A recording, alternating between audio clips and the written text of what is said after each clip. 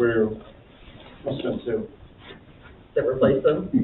Is she there today? I think so. She stopped by earlier and she visited with people. Okay, you guys are live on YouTube, so just keep it PG. You are 3 minutes early. I tried to get over here.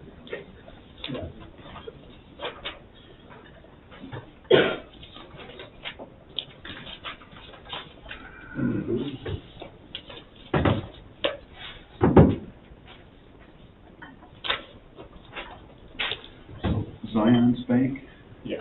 is that our carrying our bond, or Yeah, that's just that portion that's the bond is just payment, interest payment? Yeah, we get one in December, one in January. The June one is principal and interest. Yeah. What time are your kiddos coming? 6:30 and 8. 8. Are we gonna be here till 8? It was a very thick menu for us. Which menu? Yeah. I know Levi and Courtney are gonna be about 45 minutes. So 4 or 5 minutes? Yeah. 40. You wish, but it's gonna be more 45, yeah. You're my favorite. 45. You think I will talk? I want you guys to just stand up and say, well, any questions? Yeah.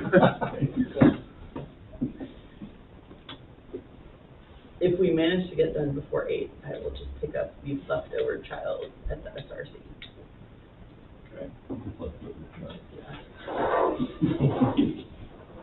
These are my kids, and that's the leftover child.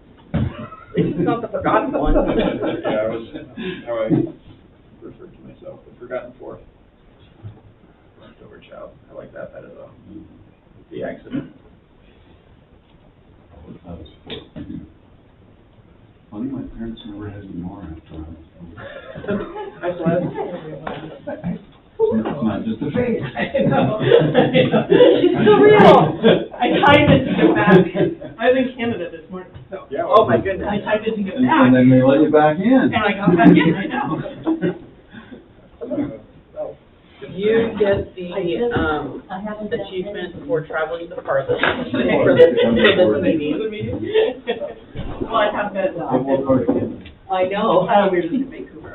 My daughter's going to school there.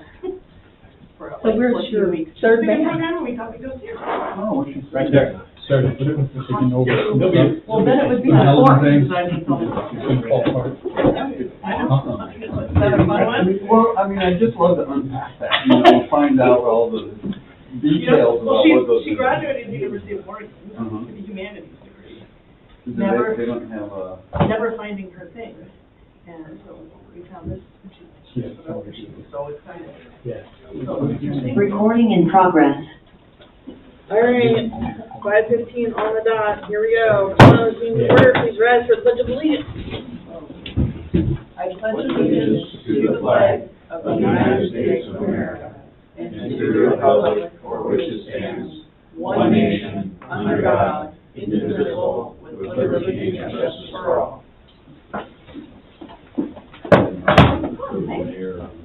Good. All right, declaration of potential conflict of interest, Kyle. None. 2. None. None. Mike?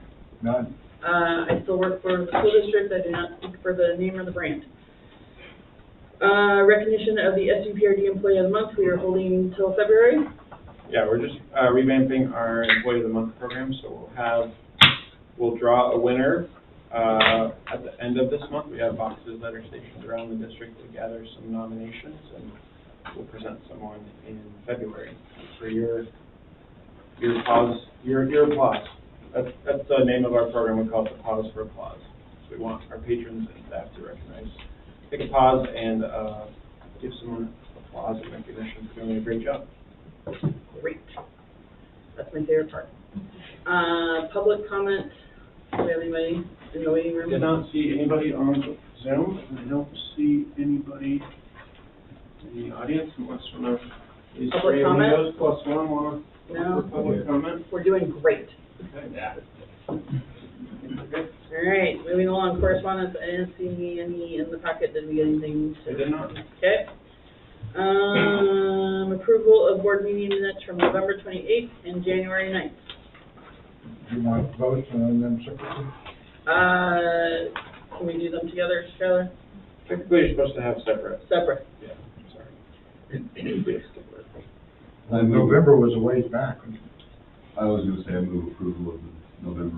I'll Thank second you, that. Kyle. Thank you, Mike. All in favor, signify. Opposed, nay. Kyle? Aye. Sue? Aye. What? Aye. Mike? Aye. Aye. All right, January 9th.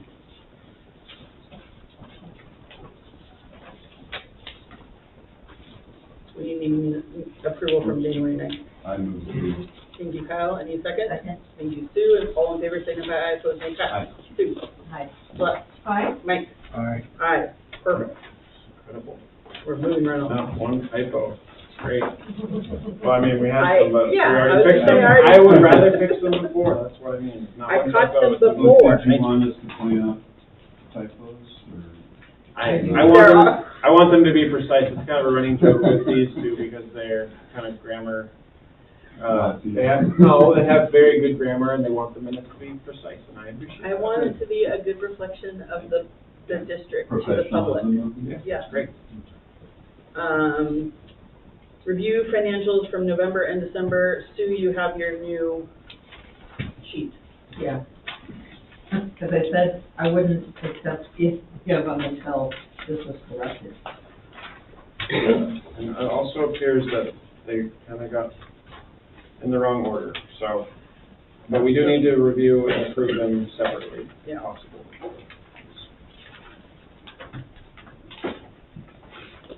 So let's go through November. Any questions on the expense report for November?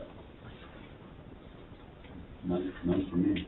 I have a question as Go for to, with special events doing so well, are we just changing the budget next year to reflect, you know, that there's gonna be more funds for Zoe for programs? Yes, I think having this be Zoe's first year in the role, and, I mean, she really came on, I'm trying to remember the timing. It was right around when we were starting her budget, so she had no idea what to Yeah. expect. Generally, I think, big picture, it's a reflection of heavier participation in special events, which is good, but most importantly, for the purpose of the budget, just more sponsorship revenue than we expected. We thought there would be more of a drop-off with Melissa leaving because she had done so well in that area, and thought that it might take us some time to sort of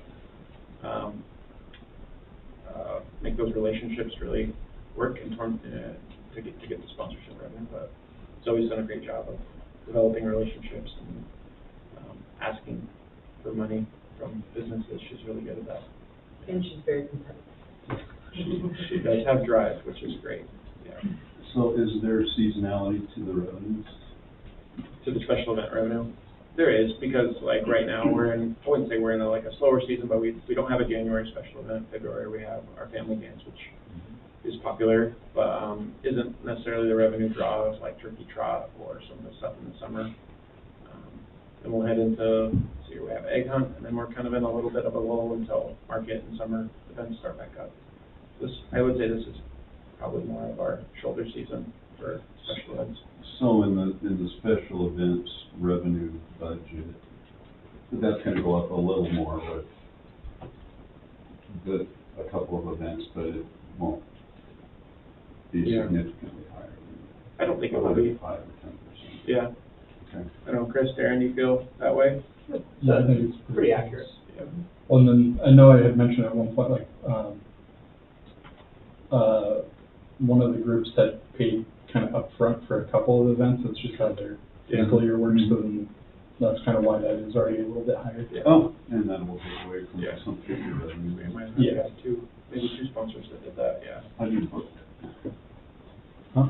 You just book it as revenue?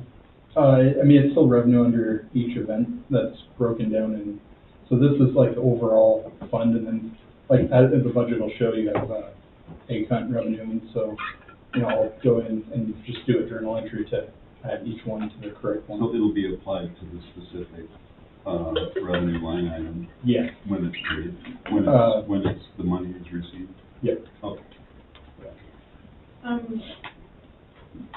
So appreciating the special events are over, we're substantially under on some of the bigger ticket line items. So I think Sunset Recreation Center is because we're, thinking that there's revenue from Yes. sale, right? And then, but I am wondering, like, do we expect, is it normal that as of November 30th, this is where we would be in tax receipts? Like, do we expect to receive not what we had budgeted for tax receipts? Right around November, you get the bulk of it, and then the ones from here on out will be pretty minimal. It's usually kind of the leftover of a little bit of the current, and then just, it also varies on who's paying for back. So we'll get some back taxes, but I don't think it would honestly go over 100. I think it'll be right on track for that. Right on track? Yeah, that, like, I think, I would say, yeah, all of that came within almost 2 payments. Okay. Yeah. And then, two of the other bigger ticket items are youth center and recreation. Yeah. That seem to be down for percentage of the year completed. And do we have concerns about? Part of that is, grant related, and that actually goes kind of hand in hand with the occupancy, because, some of the grants require you to be licensed. License requires you to have occupancy, so it's kind of that whole loop around. So that part is a little bit shorter than it would be, but, programming still is gonna bring up some of that. Yeah, the grant portion definitely is a sting to that one. But it sounds like we might have to keep, I mean, I appreciate that we're all Yeah, and- underspent on expenses, but we'll have to keep, an eye on that. Oh, for sure. Aaron's really good at kind of remembering that and knowing that we didn't get certain things so that we can't still expand certain things. Are some of the expenses reliant on receiving some of those certain things? Grants, is that what you mean? Yeah. I would say we go ahead. budgeted the expenses, certain expenses to match it, but, Aaron also knows that we're not, so let's say she had thought we were gonna get a grant for, let's say, the infant toddlers to buy this certain equipment. She knows that she's not gonna buy that certain equipment unless we get that grant. But the revenue and the expense would both be in the budget, so if we don't receive the revenue, then we don't spend the money, obviously, so. Right. It'll balance, those things Yeah, will balance out. exactly. It'll balance out because they know not to spend it unless we, yeah. But it does leave that hole. It does leave the hole. For the The perception of hole. and the revenue, yeah. Yeah. Yeah, I think we were expecting, a grant opportunity with, someone that gave us some funding last year that didn't come through, and essentially the reason just elaborate on what Chris said is because we don't have occupancy. And because we don't have occupancy, we can't license our program. Mhm. It's not a requirement for us because we're a government agency, and it's something that we want to do, but we have to do this thing, and we have to do that thing, and then, so, last year the granting agency gave us the funds and said, you know, we really want you guys to be licensed, and we said, yeah, we're working really hard at it, and, we just haven't been able to complete, as you know, but we're getting closer. There's more funds available in that fund, through the county, Clapton County Child Care Fund, and so I think we'll be able to apply as soon as we have that, completed. Depends on next month, I assume. That'll be a big step for us, yeah. Yeah, yeah, it's costing us money now to have those. I moved the Well, different. November. I have one more question. Let's go over the So check. I just want, Chris, on the annual budget for the taxes, do you think we're gonna hit the 1,971,000? Yeah, between now and then, for sure. I don't think we'll really go over. It also depends on the timber tax and how that goes, but I haven't really seen a big drop off that we were anticipating, so that's a good sign. Yeah, I think we're in good shape. Yeah, I think it's definitely on track to still hit that. Okay. Any questions on the November check registry?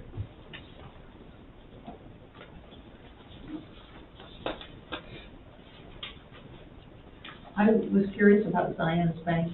That is the interest payment for the, loan. The next payment will be in June, and then that will be the actual loan payment.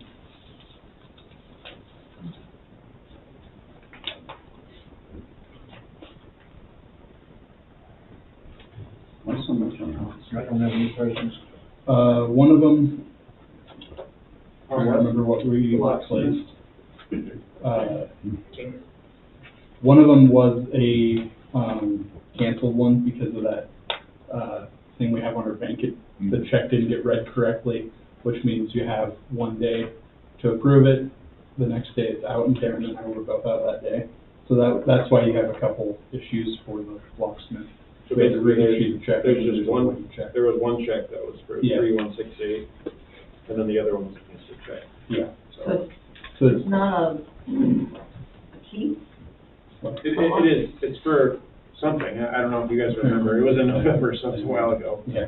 But it was Yeah. probably for a door or something That's that we needed. upgrade security for our filing system. Ah, there you What do you mean, like the file that I have? Yeah, no, much better. go. You have a filing system? No. No, everybody knows. It took me a little bit to remember, but. He took care of that for a long time. All right, I'm ready to make a motion on November. okay. I move the board approve the November revenue and expense report. Thank you, Kyle. Do we have a second? One second. Thank you, Celeste. All in favor, signify by opposing name. Kyle? Kyle. Jumping the gun. Sue? Aye. Celeste? Aye. Mike? Aye. Aye. All right, December. Questions on the revenue and expense report for December? Which confusingly is before the check registry of November. A lot of papers in this particular packet, my bad. Forgiven.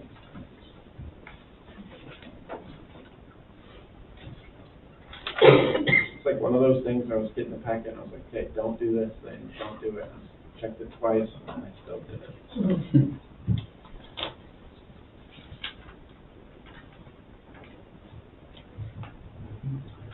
And on this report, you can see the check is reversed. The locksmith check is reversed in December. Oh, So we have substantial expenses going out, conversion, diamond heating, these are all building improvements, correct? Yeah, Yeah. Diamond heating was, for, I think, some of the projects that we undertook for, shutdown. But yeah, obviously convergent is the work that is going on in the SRC with the, fire suppression system. Oh, diamond heating is for aquatics? Yeah. It's That was for yeah, the, for the pool. the rooftop units. Those ones were budgeted under like, aquatic capital. Okay. And then we had another, Zion's Bank, are they some Mike, kind of vendor? Mike, hold on. I'm sorry. oh, and then, Chris.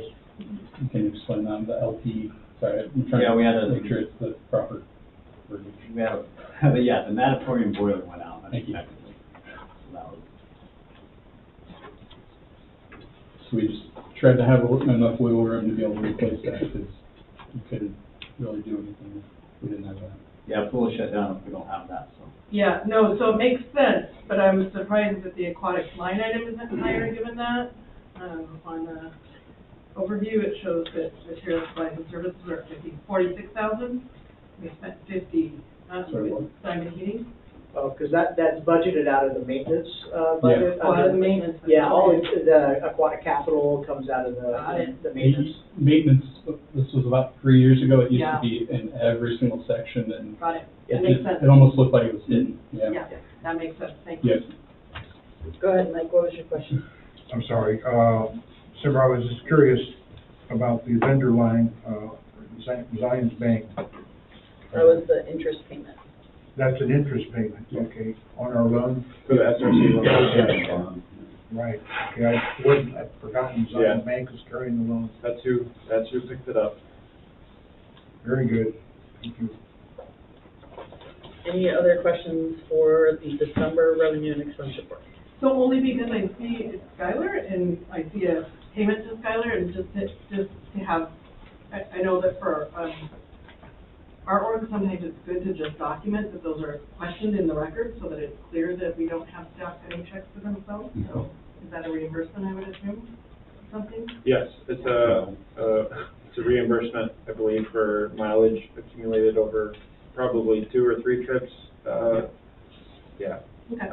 There's been times where it seems like I'm driving to Portland or elsewhere for meetings, conferences and things, but yeah, it's almost what it always is.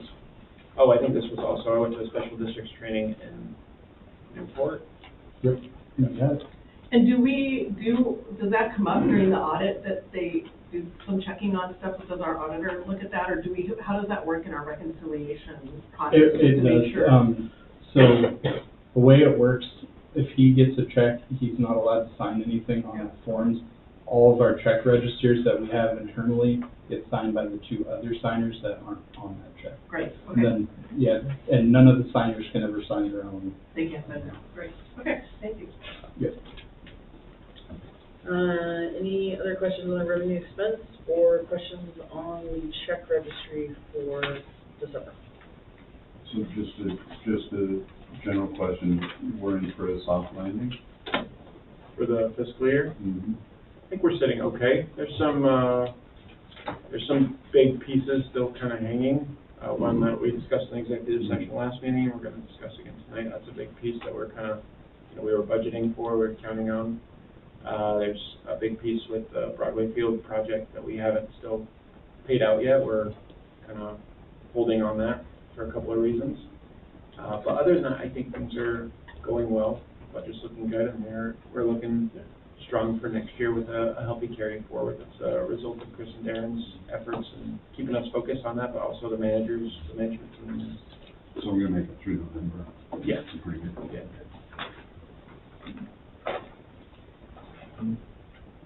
Need a motion? You're getting real Since I'm set the up. motion guy today, Yeah. I guess I'll move the December, revenue and expense report. Thank you, Kyle. Do we have a- December 2023. Thank you, Celeste. All in favor, signify by saying Kyle. Sue. I'm going to beat you, Kyle. Celeste. Aye. Mike. Aye. Motion carries. All right. Your turn.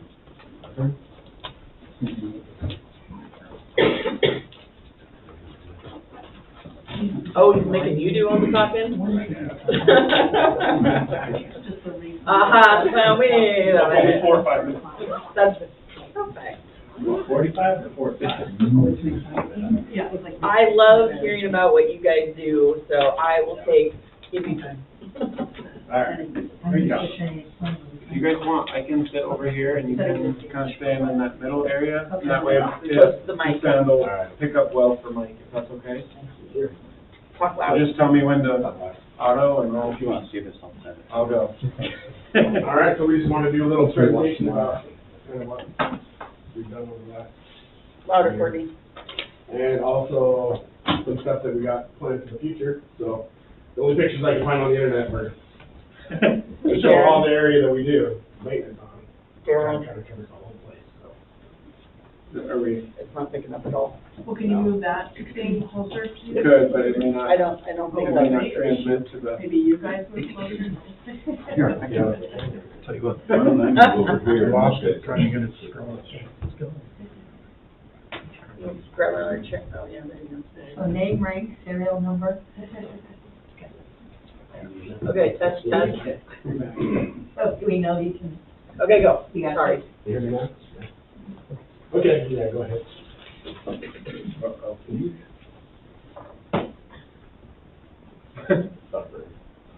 Yeah, you keep talking, I'm gonna, oh, there we All right, go. so our mission is to provide a safe, clean, productive, and well-maintained environment for our community by delivering professional services that are sustainable and supportive of all SEPRD activities and programs. And our vision is, the vision of the maintenance department is to provide excellent services in support of SEPRD's recreational environment through optimizing management systems, best practices, and technology.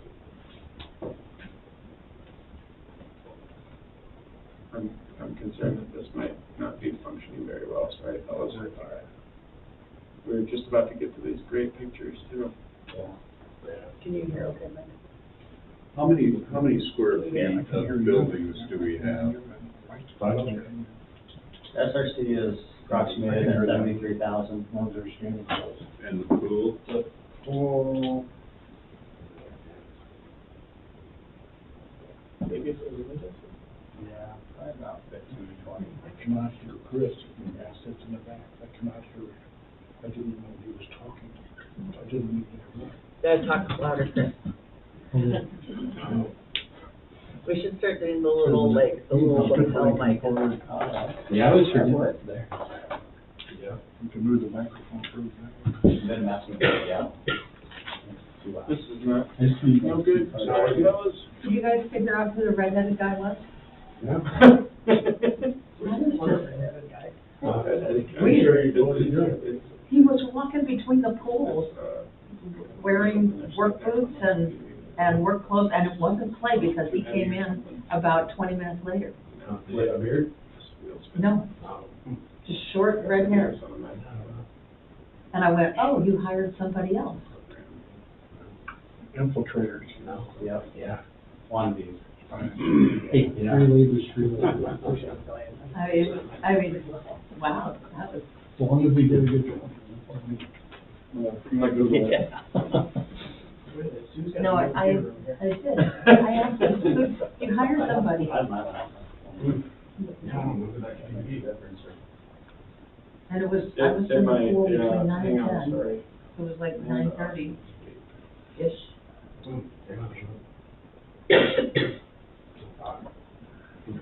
And when I promised, Clay walked by later. Maybe it was, maybe it was just that. Oh, no. Maybe somebody goes there. Clay was wearing a gray And sweatshirt I've done that where I'm. and with some design on the sleeves on the front. And the guy was wearing like khaki. Sue works for the police department. Yeah, really. I thought you were covered. I know, she's got like, he had one shoelace untied and like. Well, it's more like, you know, you are a physician and you don't have the credentials. Who are you? Yeah. I mean, that's happened before. It's like,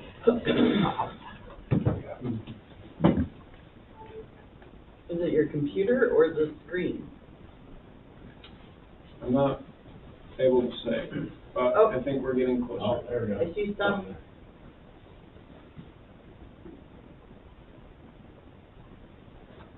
Did you guys pick your own pictures?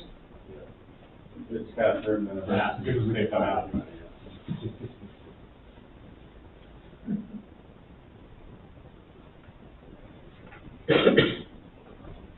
I apologize for all the coughing, guys.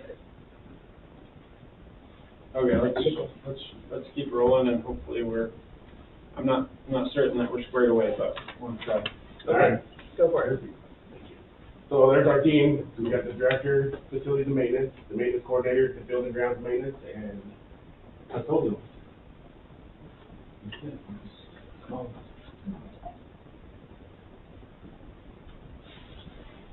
right, so the rec center, Sunset Rec Center, this year we put in some new water flow stations. We're upgrading to new bubblers in each classroom, so the kids can check out your classroom. We did a new tuning of the steam boiler, to make it more efficient, and so it burns cleaner than previous. That's the SRC steam boiler, right? Like, I wanna make sure that, They literally add the two printouts on. For what a Prius is. Yeah, and then what ours was. I was like, no way. Right. So is that tuning of the existing steam boiler that was there when we purchased the property, or is that, it is? Yep. Wow, okay. Yeah, little TLC, and over the last couple of years, we made a lot of improvements. Okay. And we actually have a really robust PM on it, preventive maintenance system. Okay. So, and then with this tuning, it took us a couple of years to get to this point where we could actually tune it. So do we feel like, 'cause frankly, I don't know anything about boilers, but I've seen it during some of the tours, and I was like, oh my gosh, that's gonna be a thing that has to get replaced. Are we thinking that that is something now that can be maintained? with Well, I somebody? think we'll get at least a minimum of 5 years, Okay, yeah. good. If not, a couple more after that. It's not how long a Prius lasts.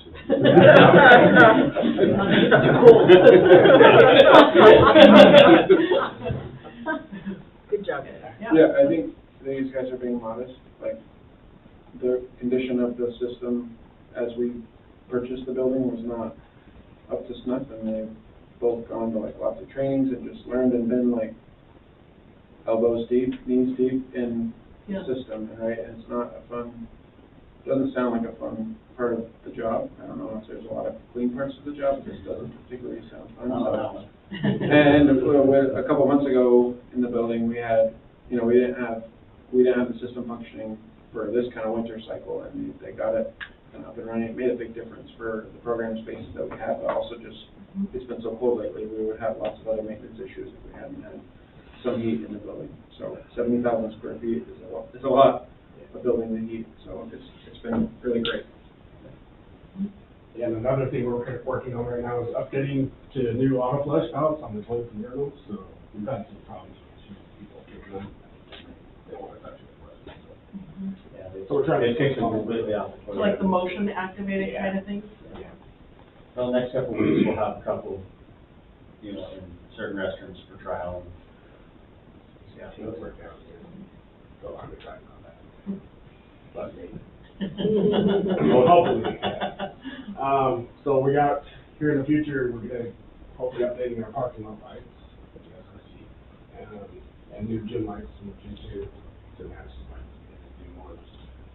And then maybe possibly some new rooftop unit replacements. That'd be kind of it. And what does that stand for? The rooftop unit? RTU. Oh. It's part of the HVAC system. Yeah.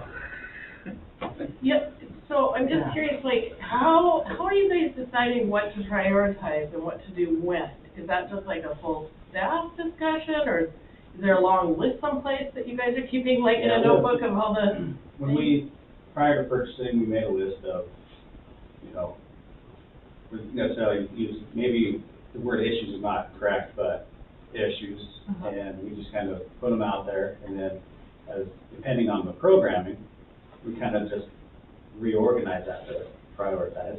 And so we're going to shift our gears to, like in the youth programs area, we've already converted all the lights to LED, improvements necessary to get in the space occupied.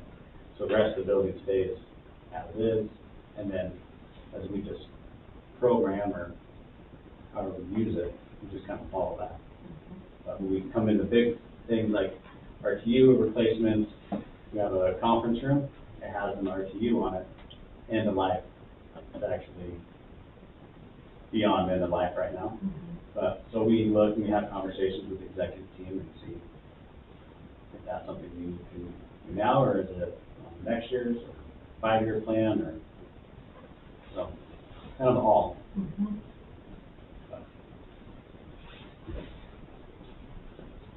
So at the Sunset Pool, we just are about to do a new spa filter upgrade.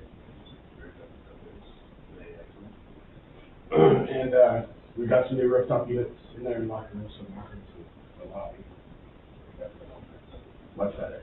Yeah, we have balanced air between the natatorium side and then the locker rooms. 'Cause we have to treat those as two different spaces for the air. We got new locks, everybody knows that. Yeah. Shut down working on them. Got the new mandatory boiler. So that's nice.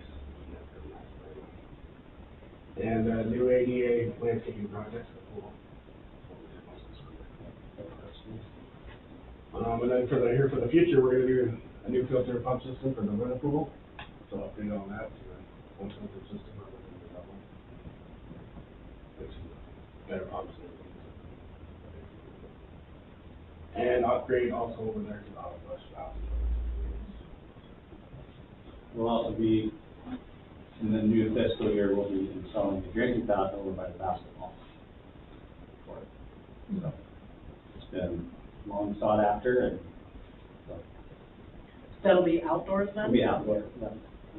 So during the project of construction of that new park spaces, we ran the water line and everything, so it's right there. All we have to do is pour a little pad, And then the drain is right there.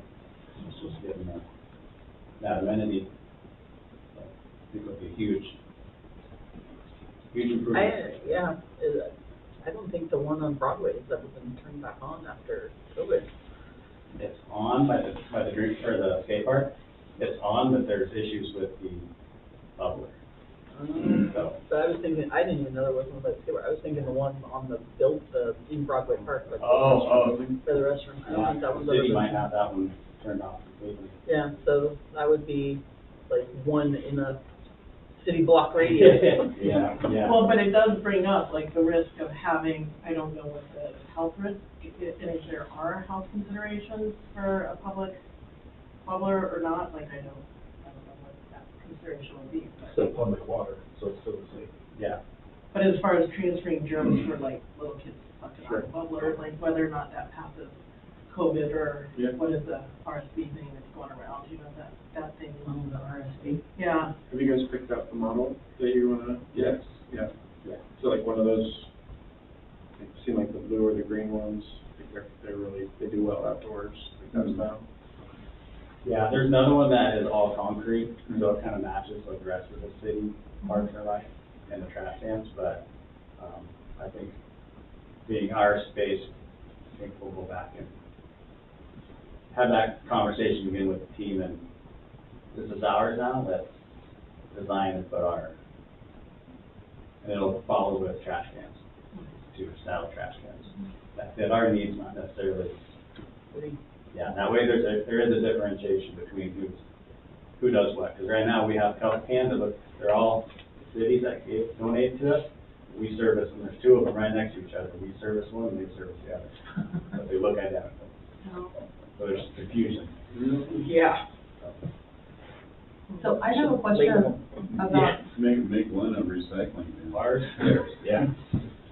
yeah, that's not a bad idea. About the flooring in the women's, and I don't know about the men's, but in the women's, dressing room, and the mats are gone now. I mean, even I tripped on the blue ones a couple times, that were actually, was enough concerning to me that I went to Justin. But, we talked about bringing in different colored mats so that people would notice them, because there would be a change up, you know, like, Seaside High School colors, a red and a blue one. Do you know anything about what's going on with that? Nope. Because they're gone now. Okay. Nope, new news to me. When you said, wait, we talked about it? Just, I saw two people trip, and then I tripped twice on the mats. And, I was pretty surprised at that. And so I went over, you know, like when I go over and talk to the fellows, you know, kindly, I asked Justin, do you know what's going on with, you know, with the mats, you know, if there are any issues? Because I can tell you of four. Two incidents were mine, and one was an older lady and one was a you know, like 20.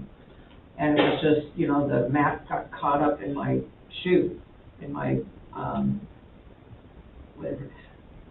I want to call it a thong. I'm sorry, it's not a thong. That flip-flop thing. Yeah. So, anyway, so they're gone.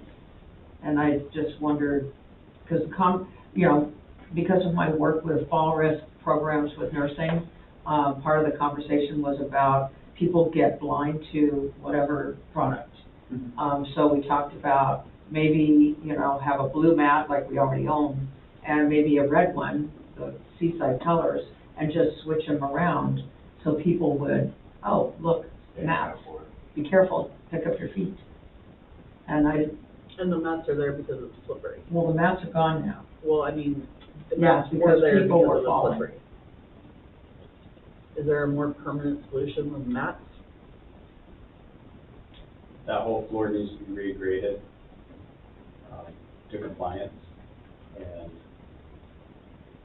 there's you have a chicane there where you go one way, you switch back another way, and then you have a floor drain right there. Everything's sloping right there, and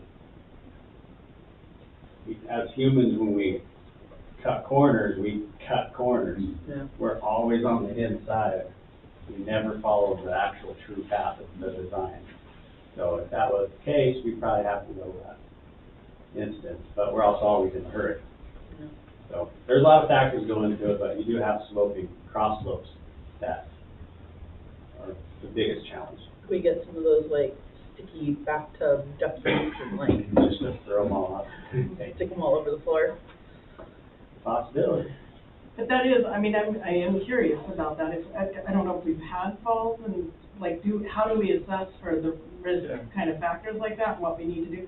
Yeah. And frankly, that seems like a pretty fundable kind of grant kind of proposal, because we have we do have an aging population here using those spaces. It seems like that could be something that would be, that somebody would probably Possibility take it for up sure. there.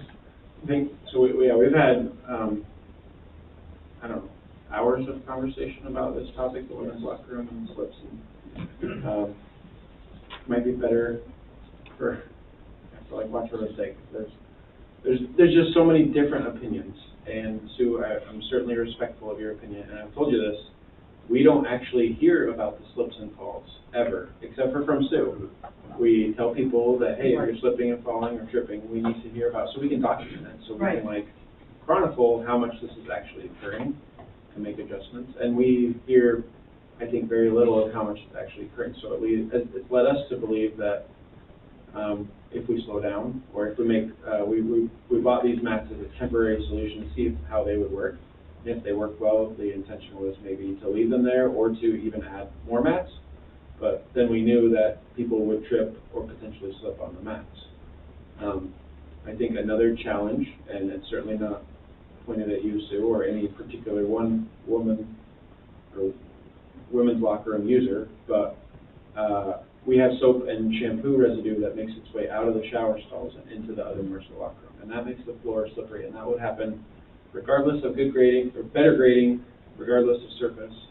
It doesn't seem to happen in the men's locker room. I don't know if it's because the men are not using soap or taking longer showers, but I think there is something to be said that we have almost no record of men slipping and falling. The men's locker room is laid out different. So it's a really difficult task. The process of redoing the floor, I think, it certainly require a shutdown, probably longer than the shutdown that we typically have. So that's another consideration, is do we want to shut down for maybe 3 to 4 weeks or longer and redo this whole thing? And if we do, there's some other wholesale changes that people have asked for in the women's locker room that might be in order.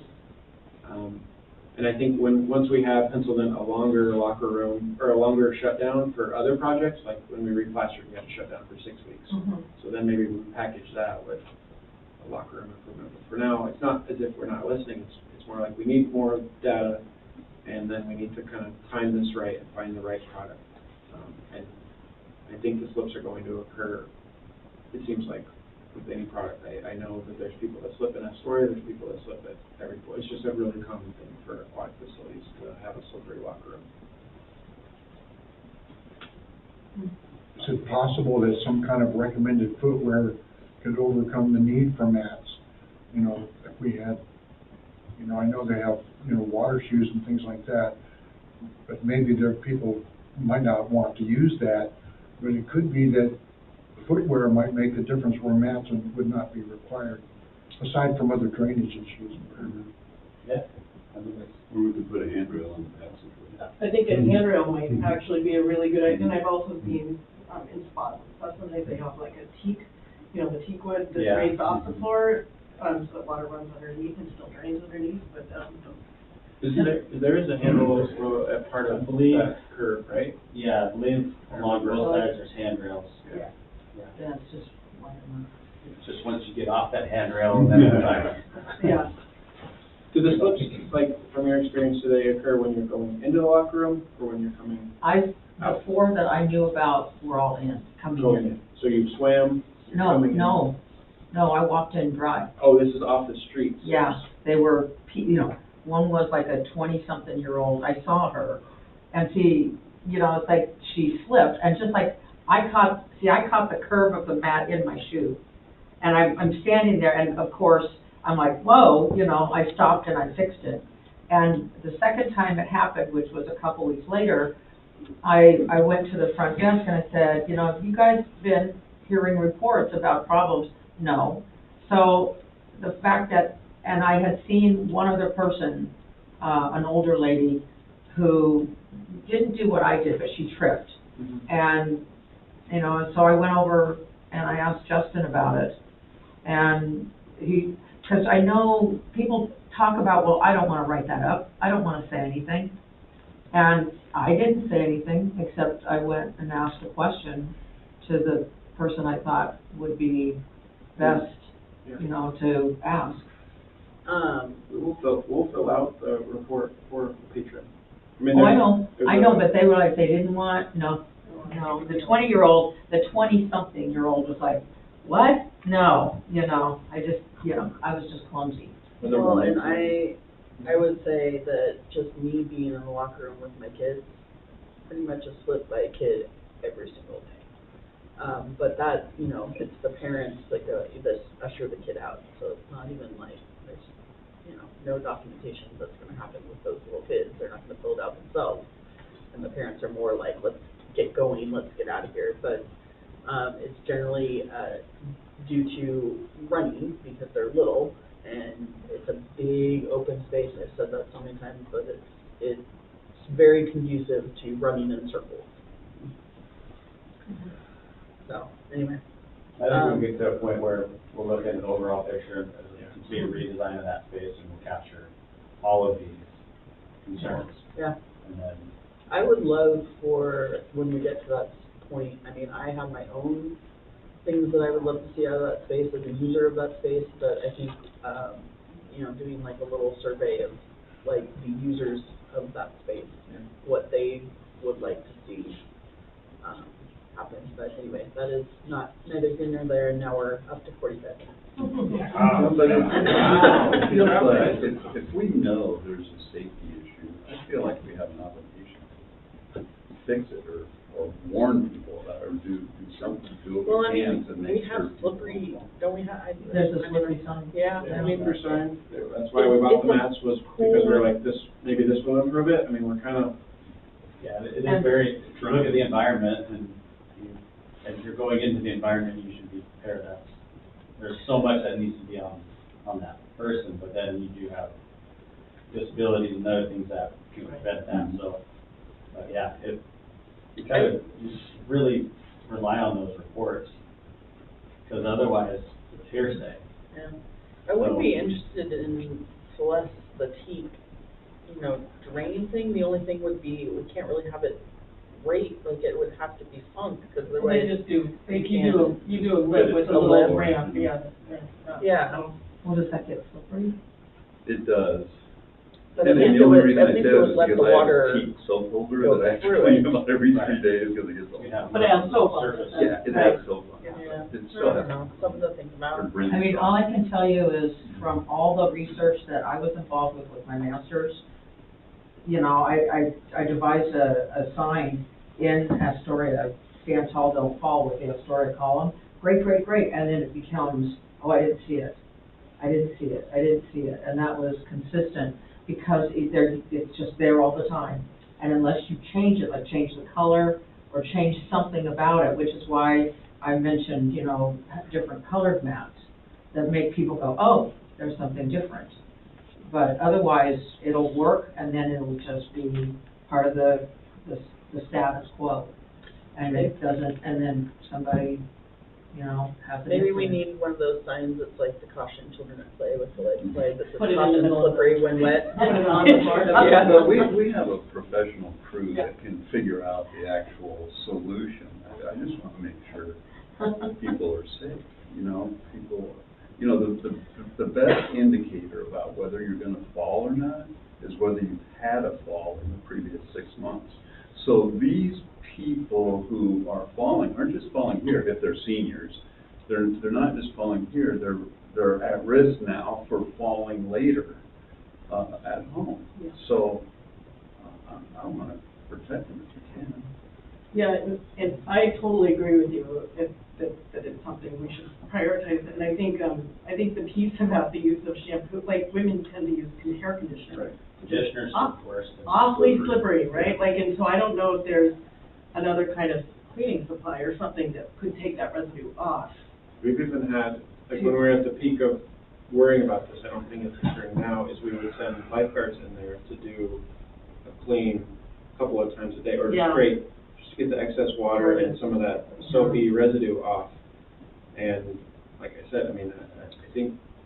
I will say too, also in the women's, not to stereotype generalize, but the children tend to end up in the women's more than the Correct. men's. Yeah. And I know for a fact I've had to yell at a couple of my daughter's little friends, hey, we are not in fact having a shampoo war. That is not a thing that we're doing right now, so stop throwing the shampoo across the room. Dispensers get empty. Real quick.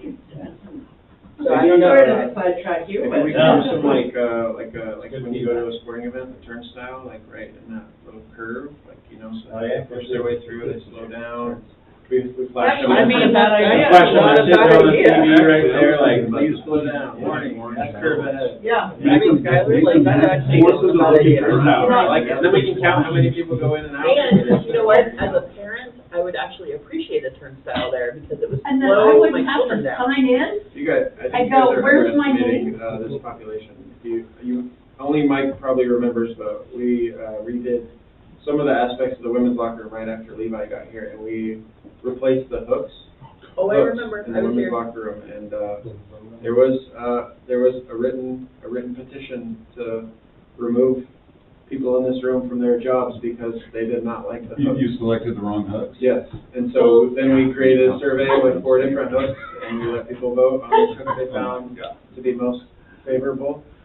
And, anyways, I'm just saying, this is a population that has strong feelings about this space, and it's because they use it every day, and it's a lifeblood for a lot of them to save them from chronic injuries and give them a space to network and stuff. So it's just a really sensitive space that we have to take care of really well.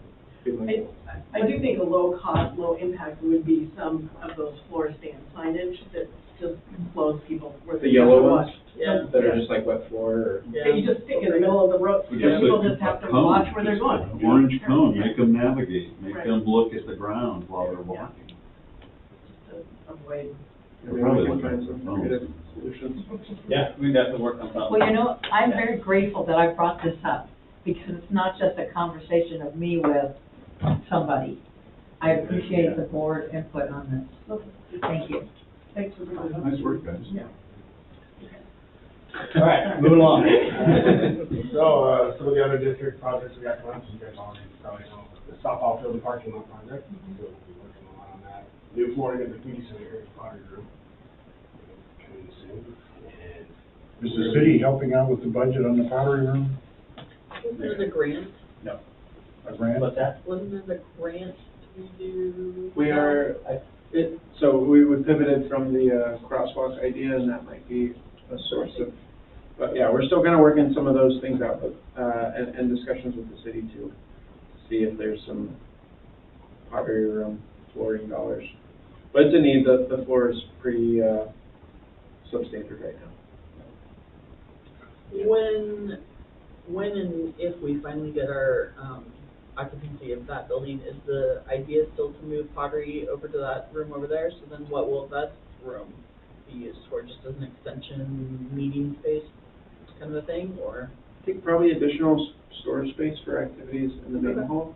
Yeah. That storage closet gets pretty full, and I think I mean, it's not a huge room. yeah, we'd like to maybe have more space. That was just my thought, I don't know if other folks, we haven't really talked about that. It's large enough where we could do a partition wall like this, it was trackable.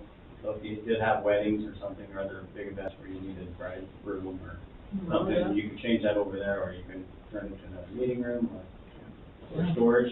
Yeah. There's a lot. Okay, thank you. I think there's a lot of great Yeah. options out there. Yeah, and then our daunting task of moving all of our maintenance stuff into Connex trade. And When where you are say those- maintenance yeah. stuff, what does that So mean? there's like. Tools, equipment, Tools, that kind of all, stuff? yeah, Or is it What is the offices? Connex trailer? no. I think those big giant Shipping containers? shipping containers like they have at the Newfield up there. Why are we moving? Because our outbuilding is getting torn down for the softball field project. That engaged us left over. So that big brown building that sits kind of. So where are we putting the trailer? Trailer. On the The trailer. Oh, it's gonna probably get moved around a couple times during this project, but that's something that the school district project team is doing. And then, is it gonna have a permanent home once this project is done? The Conex trailer will be replaced by a different storage solution that is in process that we'll determine. But that's part of the school district project? Are we- Yeah. Okay. Yeah, Are they gonna find us a new space? that is their task. The hope? Yes. Okay.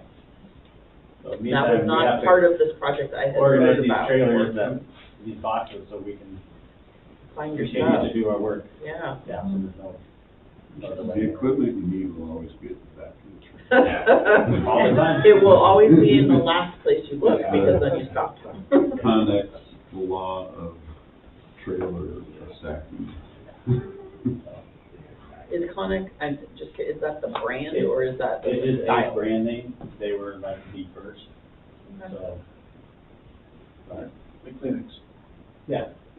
How Everybody much, knows how that, or much doesn't contain it. stuff do you say? Those trailers is That entire building. plural, so. Both how of many those, trailers that are- brown building, probably 2/3 of it is full of maintenance stuff. So there's 2 roll-up doors, there's the 2 gators, there's all the landscaping outside equipment and rollers. And then we also have to clear stuff out of While they're Hirsch. doing the project. the turf Yeah. equipment that we have, has to come out. Find a home. But I think this seems like it should be a consideration when we talk about like the needs assessment that we're doing for the whole strategic plan, right? Like that is really important, that stuff's accessible to you guys. And like, where should that be? I mean, we have a new 73,000 square foot building, like, should it be part of that? Should it be separate buildings? Like, I'd be interested in hearing like, what solution do you all think? Do you need it all in one place? Should it be spread out depending on where you use it? Like, Ideally, it would be nice if we had a central location that we can dispatch from, and have our tools and supplies and stuff, but looking at, space restraints and stuff, that's difficult, but we think that's where the strategic plan thing is, we get creative, put our heads together. yeah. What are we willing to give up here for this and that? And, yeah, it might be an inconvenience for this over here, but overall, you're gonna increase your support services. So, and maybe that's integrated with a loading dock or some kind of receiving department. There's so many things I think we definitely should come together on that. Yeah. Okay. Yeah. What's your annual budget for maintenance? How much? do you- Crisco. Boy, I can't All remember right, right how off the much top do of we my spend head. on maintenance? Well, do you guys manage your own budget? Yeah. Yeah, just remember. It's about $500,000. $500,000? But that's kind of a misnomer, because it's not really maintenance, it's maintenance and it's capital improvement. Yeah. So there's new stuff as well as maintaining old stuff. Okay. Yeah, well, thank you guys, and we appreciate your time and commitment to SEPRD and for letting us kind of share some of what we've done and have planned to get done in the near future. It's nice work, guys. Thank you. And we appreciate you guys and Yeah. all you do to make us look good. So, Thank you. Thank you. We'll continue. thanks. Have a good night. Thank you. I think one of the things I'm thinking about with their presentation is, the last messages that the public has had about the SRC building is how terrible of a shape it's in, right? Like, that was the discussion when we were purchasing it, is how, and like, somehow I'm thinking about, like, how do we communicate to the public the great work the team has done to pull it up into a position where we can have occupancy, where the boiler room is redone, like, Nice new paint. yeah, I don't want that to go unnoticed by the Grand public grand too. opening? Maybe, I don't know, yeah, I don't know, some sort of summary of what you all just did.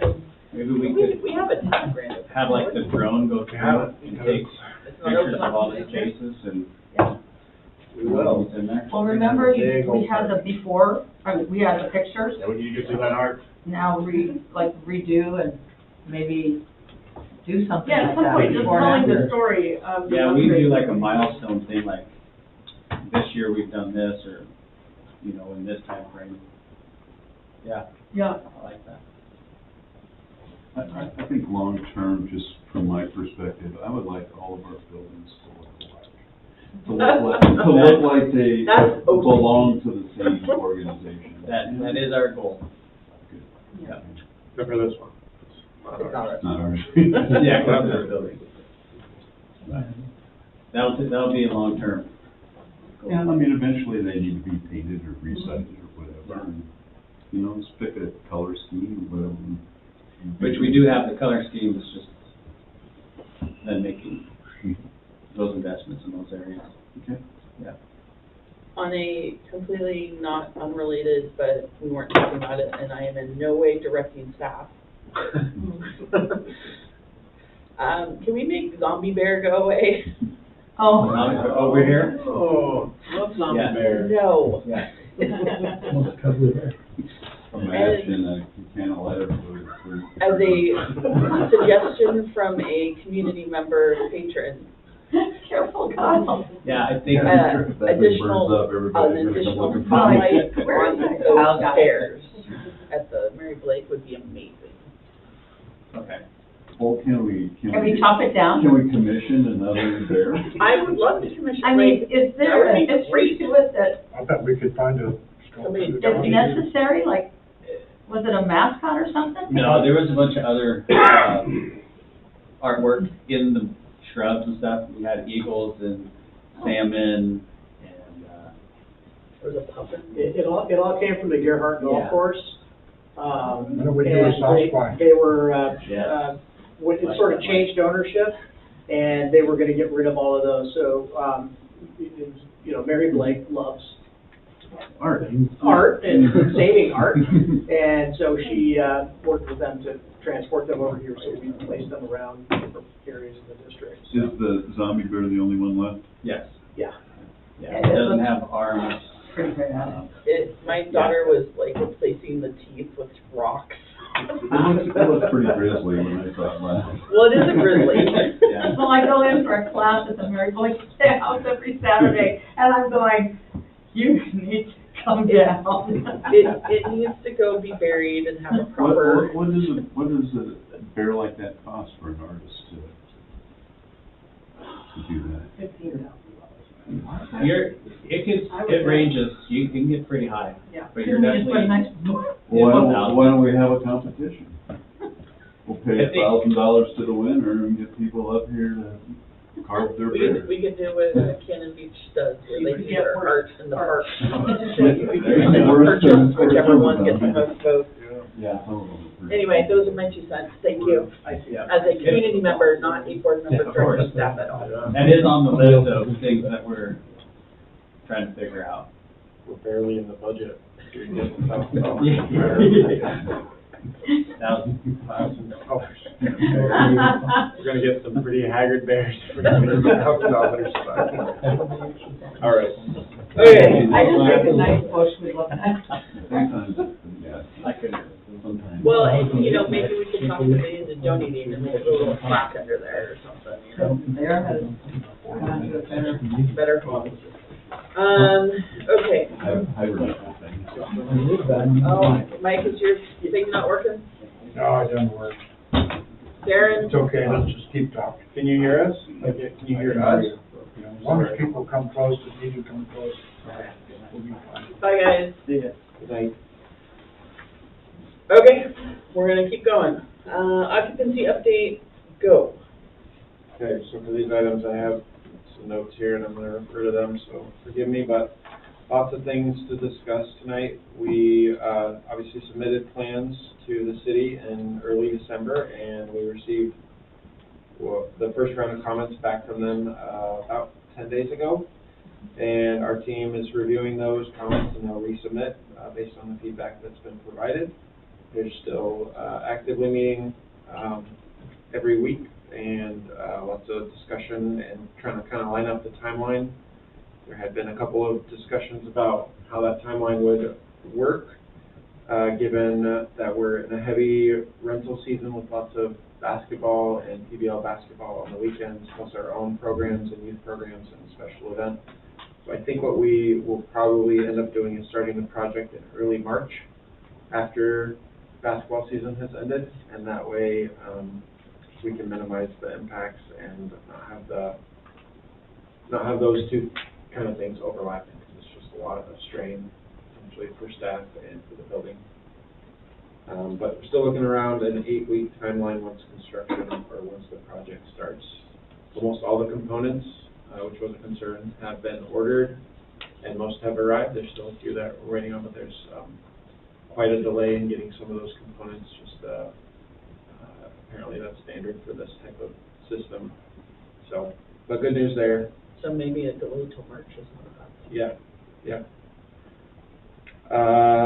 Moving along to conditional use permit, we've talked a little bit about the impacts to programs in the budget, but still ramping up our experience for going to the Planning Commission meeting on Tuesday the 6th at 6 p.m. We'd love to have the board there and potentially a representative or multiple folks from the board consider offering some public comment on the project's behalf.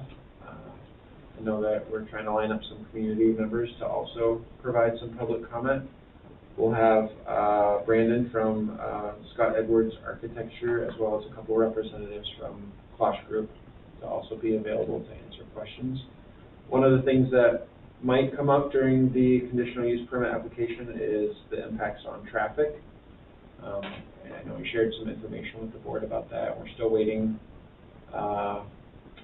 on some work being done on our behalf with ODOT to have them reconsider maybe the position that traffic trips might increase with the SRC as opposed to when it was a middle school. That's kind of the position that they've taken, and I think that could or could not impact maybe how things move forward with the building, just in terms of what we'll need to do to get that occupancy. Do we have any knowledge, because I've heard rumors that they're going to redo that whole intersection, which is why there's like the temporary traffic lights and stuff. Do we know when? Yeah, it was my understanding that those temporary lights were supposed to get redone actually this last summer as part of the other project, but they didn't for whatever reason. I know the city is expecting ODOT to change that intersection, but the timeline I have heard is 5 to 8 years.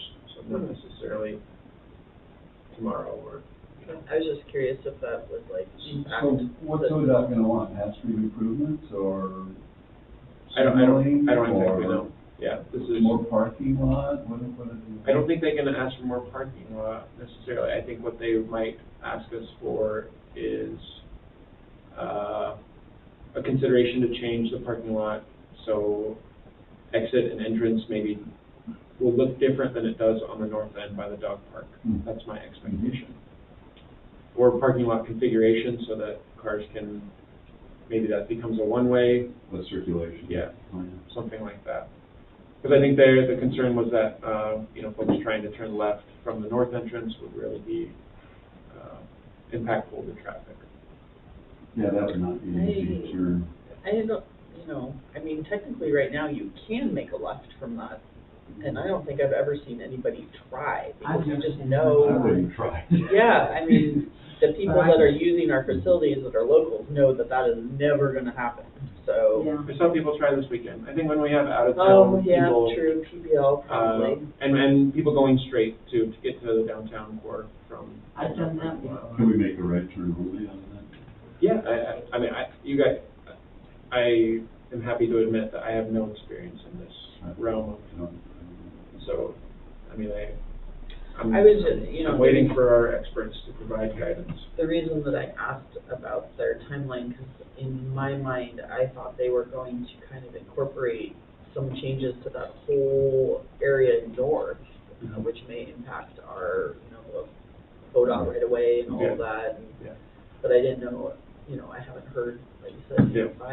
To be clear, I don't think this will be, it may come up at the planning meeting, but it shouldn't be part of the consideration, because we just heard about it too late after our application materials were already submitted. And so it's not very, the way I understand it from Brandon and Chris is that the planning commission this won't impact their decision.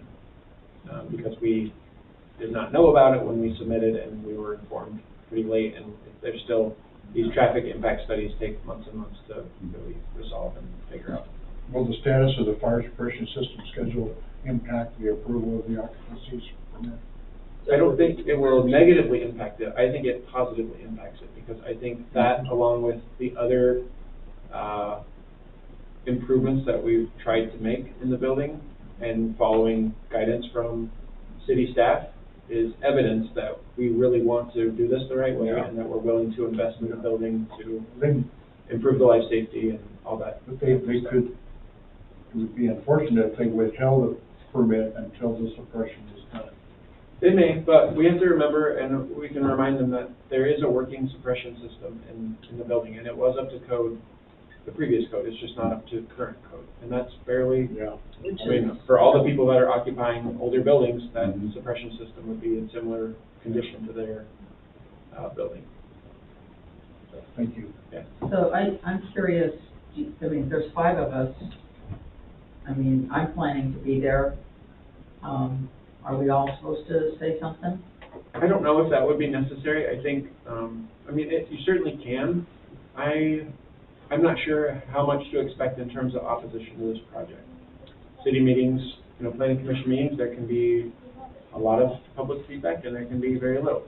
So I think having a statement from the board, or having 1 or 2 board members provide public comment, or be prepared to, in the case that there's some opposition, I think would be really wise. And you have all been working really hard on this for 3 years now as a unit, and it's just, I think, you know, we had this vision of the building when we bought it, and it's taken a little while for that, but some of that has already come to fruition, and there's so much more that we want to do. Just telling that narrative, and this is a part of that narrative, that we need to cross this giant hurdle. We've been working on it, for like 2 years. It's kind of learned to be out of town I know, during that meeting, but if you prepare a letter with the appropriate impact statements that you want to make, I'll provide written testimony. Sure, that might be really helpful. Yeah, again, not sure what kind of opposition there would be, so. The one thing I wanted to say was, when we all came as a board to oppose the location of the pot shop that was going to move across the street, you know, we had 3 or 4 of us prepare something to get up and speak, and they got a little sick of us and cut us off, and were like, if you don't have anything new to say, we're done. So, I don't know that they want to hear the exact same thing from all of us. No, but they'll take written testimony as well as verbal testimony. We can touch base on that, and maybe the board can chat amongst themselves how to strategize. Like I said, I know we'll have at least 2 or maybe 3 members of the public, not board members, that are going to be there that feel passionate about the SRC and what the building can offer. So then we'll have a full representation of staff. Are you going to be there, Charles? Maybe we should prepare, written statements. Yeah, I think that'd be wise. Submitted in writing for the meeting. Yeah. Yes. Well, I mean, we elected Catherine chair of the board. She already represents. You didn't know what you were getting into. I thought that. Thank you, Catherine.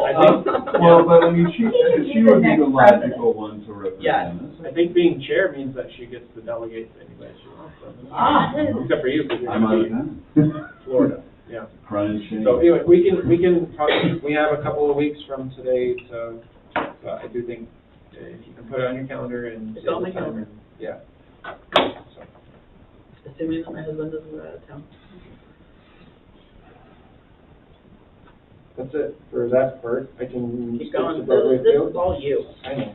I understand, but I want to make sure questions and things like that. So really happy to share. I wanted to come to this meeting having both parties sign the IGA. And you'll see, if you look on the last page of the IGA, my signature is not on the IGA. And the only reason is that if you look on exhibit, to start. B and E these are matrices, scheduling matrix that help us, give priority to the various users of the field and the Hirsch building, and somehow in the process of the many versions of this document and moving it from a Word document to a Google document and back to a Word document, the colors that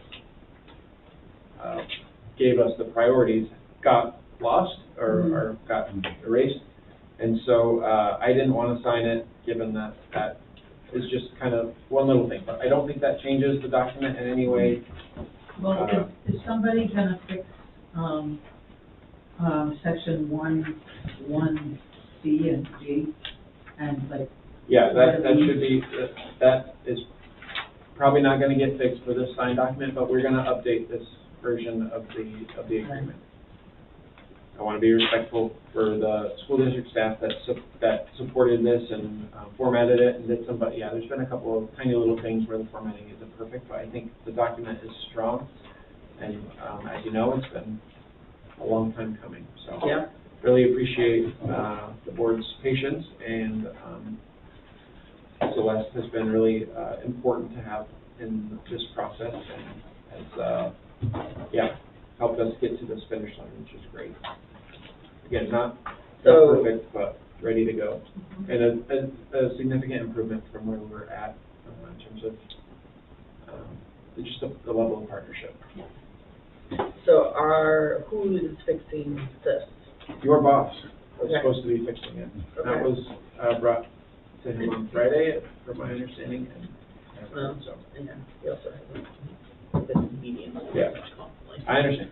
So I will sign it as soon as that's done, and then, but providing it here to the board and to the public for visibility. I'm happy that we are just about completed. Now the rest of the work Thank you. starts. Can I ask about 5 questions? Yeah, All right. about 5. On page 5, Number 1. yes, that's why I said 5. Okay. So on 4.6, it says both parties have to agree to the vendors. Isn't there, some leeway, like if we're doing a sporting event, and somebody is bringing something in for that program, that, we have to go to the school, or the school has to come to us?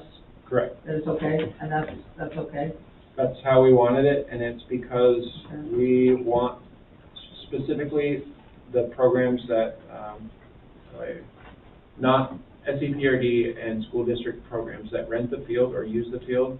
They need to get approval for concession stands, and they need to go through the right channels. They can't just have a food truck show up and vend that way without getting approval from us.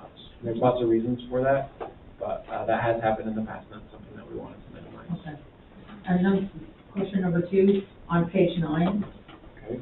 So looking at, I'm just curious, that it appears to me with my math that we're looking at adjustments yearly of between $659 to $713. Is that, and I know there's a sentence, the district reserves the right to adjust the level of services provided and all that. So it sounds like there's flexibility in these numbers.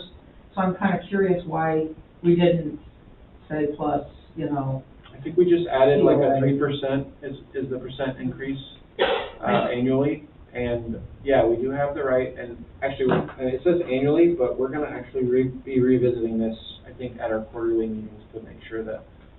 Well, that goes right into a question I had about on page 11. Yeah, is this a free one, or is this your Well, no, third this question? would actually, Try to get a 2-for-1 special there? it says, what I look at 11.1, it's the parties will jointly review this agreement each year, and then they'll review this every 5 years. So which is it? So part of it is, like, on the numbers that we have, this number chart, the second, your question number 2 about what the amount is, we had lots of back and forth about what the maintenance cost should be. And frankly, I probably went in and thought we were too low. The school district thought we were too high, and we didn't have very good data to demonstrate what it cost us to maintain, to perform on this contract.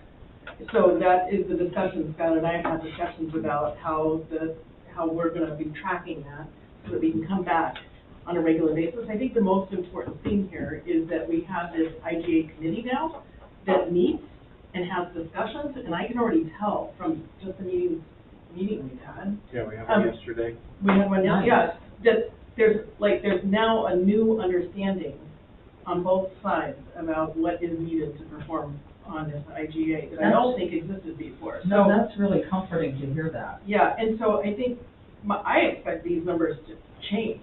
Right. Are they tagged to Yeah. inflation or? Well, No, no, 2%. we're tagged to, we just don't have any historical data, so we had to sort of go with our gut and figure out what we thought seemed reasonable to No, I'm start talking with. about the growth. Oh, I think They were they're kind tagged of to low. like projected maybe just COLA increases. Yeah. Yeah, or something, you know. But it could be higher or lower, or this, Right. these are the Well, numbers. honestly, like, yeah, to Celeste's point, like, we have expectations that we actually would need a lot more financial support. Right. But they had said, you know, oh, you haven't been doing this, so how do you actually know? So now the standard is going up, and with that, I think we'll have increased expenses to justify that. And we're also, it's even more unusual because the field is brand new. So 2 years ago, we were investing substantial resources Right. into repair Less of the field, maintenance and on now this. it's like, it's not gonna really need those repairs probably for a couple of years, but now there's even more square footage adding with the softball field, and so it's just like, there's too much that's new to really figure out what the number is going to be, so this was kind of our best guess and sort of meet where we felt Okay. like they could meet and where we could meet, and, So the language in 11.1 that talks about 1 year and 5 years, Yeah. is that okay to have it say both? I think so, yeah. Okay, all right. So that was actually question 2A. Oh, So I want to just go back to number 10, page 10. Okay. So under 10.2A and B about Don't insurance. ask me about these questions. No, no, This is just no, lawyer I'm just stuff, so- asking, a general question, do we need to verify that they've done that? They've done what's in number 1? Is that a 1? Aye. Aye? Yeah.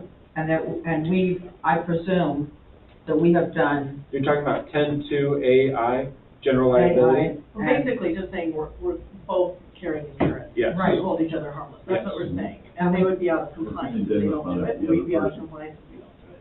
Yeah. Generally speaking, I think, at least in my experience with government entities, is we haven't required the other government entity to prove their general liability coverage. I think part of that is maybe because, I don't know, we're in a small town and we trust each other, but maybe that would be a good thing to get. We also have the same insurance provider, so I think maybe there's some comfort in that, maybe not, if they don't have it. But So they're not self-insured, they're insured through, Yeah. through Knudsen, which is SDIS insures them through a different wing of SDIS. Yeah. We may want to put that down, that we do it on the annual review basis Sure. of the contract, just to check. I mean, I know it's really standard, like, my organization has to provide that on all of our government contracts. We're used to it, our, Newton is our insurance agent, they send it right over. Yeah. So I will say that a different government agency, the city of Cannon Beach that runs this conference center, they require us to provide proof of insurance Yeah. when we use their facilities for graduation and stuff like that. So we don't need to put anything else in the contract, they can just, We just one of your probably meetings, need to yeah, and say, visually okay, see. now, you Yeah. make sure you show me your And insurance. it's as simple as they just Yeah. call over Knudsen. Yeah. And they just send They can just send it over. what's it Well, called? it There's a was name for that. just me wondering, to be sure. And then, my last question was about 11.3, Okay. and we've got the wording in B. Mhm. Why do we have C? And then D says it'll terminate. Maybe C and D are part of standard language, and I just don't know this legalese. I just wondered if C, what I wrote is C necessary? And D, I went, what? So Yeah. I'm just in unfamiliar territory. Well, the city gave the district a 10-year lease on the field. So it would seem to me like Line D would be referring to their lease, But the no lease. city's gone. No, there's just. Yeah, but the city leased Only by the field. lease. City, Because school district. Oh, at least so the they're field. still Yeah. a it's a partner. 10-year lease. Just No, they're not a not, partner of the IGA. they But they didn't are wanna, party. yeah, they Okay. didn't wanna give the land away. The lease is defined as the lease between the city and the district. So I think this is legal terminology that I believe the school district's council provided, and I don't necessarily understand. It does seem to sort of overlap, but I think maybe it's just if we want to give them 30 days, or if we wanted to give them 90 days, or vice versa, then we could do that. Well, it's a 90-day agreement, right? It's a 90-day agreement. We can end it sooner if the other party agrees. That's what A Yeah, says. or if they didn't have their insurance. Sure. Yeah. Terminate for cause. and For then cause. We'd only have to do. Right. That's B. Yeah. And then Yep. C is, That's my question. and then C is if we want to get out and they don't want us out, we can give them a 90-day notice and Right. get out anyway. Yeah. Okay. Thank you. And always arbitrate any issues in that time. Of course. And I thank Darren for answering my questions this morning. Good job, This Darren. afternoon. I would just like to take a moment to acknowledge the extremely heavy lift that getting us to this close of a finish line was for staff and Celeste and, I mean, even Mike's history with Well, it's been over a year. Yeah. Almost a year. I'm glad we're there, since and we I- started all that. Yeah. I think we're on a Good good job. track. I mean, the biggest, to tell you the truth, yes, getting the agreement over the finish line, but getting the communications to a place where we actually have a legit partnership, I think is the piece that I'm most proud of our team for hanging in and doing. Because I think Yep. that's gonna serve us well, moving forward and hopefully sort of sets a new bar. for- No, that's reassuring. Yeah. Thank you. Good job, guys. Skylar, nice work. Do you need any board action on this? The board voted, I believe it was in October. October, yeah. To have me sign, and again, we've been in a very final stage of getting it completed, so I'm still acting that that's okay with the board and going to sign as soon as that last appendix gets adjusted.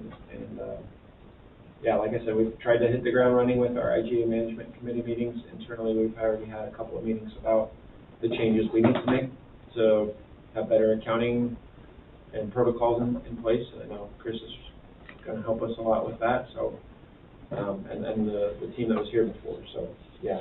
I feel like it would be nice to take a breath, but, now it's sort of like, now you actually have to do the Stuff that do you the stuff agreed that to. you said you were gonna do. It's good though.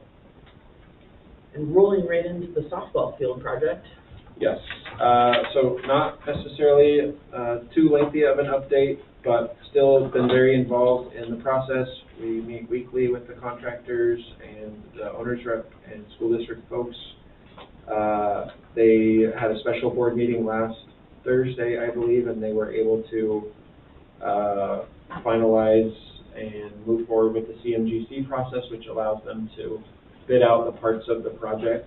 So they've selected a contractor to move the facility. They've selected a couple of the other contractors needed, and they're kind of lining up the timeline. We're expecting the Hurst facility to be offline, not programmable, beginning around the first week of March. And then that move will take place over the next couple of months in pieces. It is. So that's It's just not great timing. Yeah, that's right, when fall season starts. Yeah.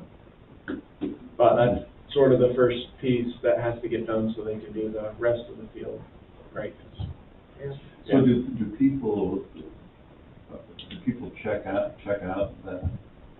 Like on our end? Yeah, we rent the facility, to private users, and then there's also, like Seaside Kids teams that rent it, and that, In the high school. and the high school, of course, too, yeah. Let's let the high school know that this is gonna be closed in March, and if They know. if Yeah, their they know. pictures are. They know.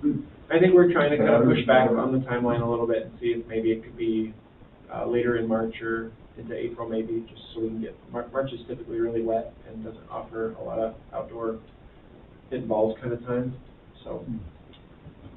Did we have a warehouse we can set up? Well, One Board codex President trailer. Berger, the school district has asked us if we would consider, installing portable, hitting facility in Gym 2 of the SRC. So, we're talking about that right now and trying to figure out if that makes logistical sense for our programs. It is something that happens, it's fairly common, batting cage can be set up with nets and a pulley system and that type of thing. But, I think our concerns are if Gym 2 can, withhold that. It's a gym, but it's also, Old.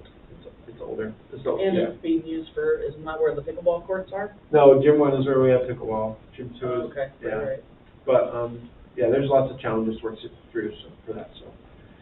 I'll keep you posted. I'm not sure, at this point if that will happen or not. It's a pretty tight timeline, if you think about it. We have a month until basically the first baseball, softball practice And they starts. just erect like they did with the, when they were renovating Pacific Ridge, that gym. They had a big tent Oh, that they sold, I think, to the fairgrounds. yeah, that would be up to them, yeah.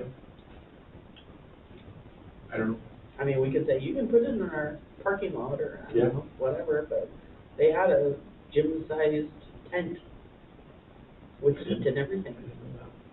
They, got rid of it. But I'm 90% sure it went to the fairgrounds. There would be some impact this summer as the project moves forward. That heavy season is going to be after softball wraps up, of course, like in early May, until, the goal is to have the field pretty operational and middle of August for football, basketball practice.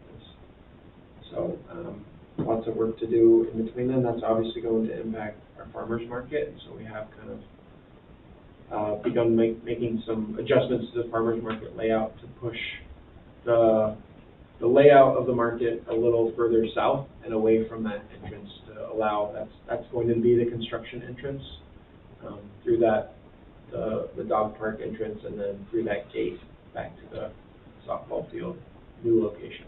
Are they going, I can't remember the answer to that, I think I've asked this before, but are they gonna be staging equipment in our parking lot and like taking over? Not in the parking lot, they're gonna stage, on the north side of the SRC, so. Okay, where so just the grassy area Yeah, right now? where the T-ball field was, and then Yeah. there's a little paved stretch, that's where most of the staging is. And the dog park, the public can still access that Yes, when this starts. yes.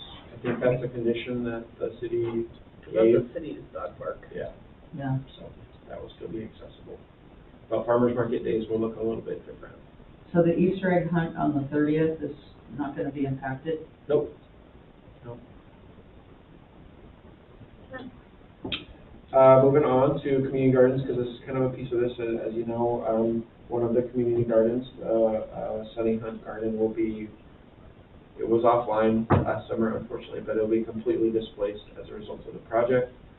Been working with the superintendent and the city to identify alternative locations for the gardens, and I think based on the feedback from the city staff, they've kind of narrowed it down to 2 locations. There's expansion and improvement of the railroad garden site, and then a site south of town near Ruby's, kind of on the west side of the mill ponds.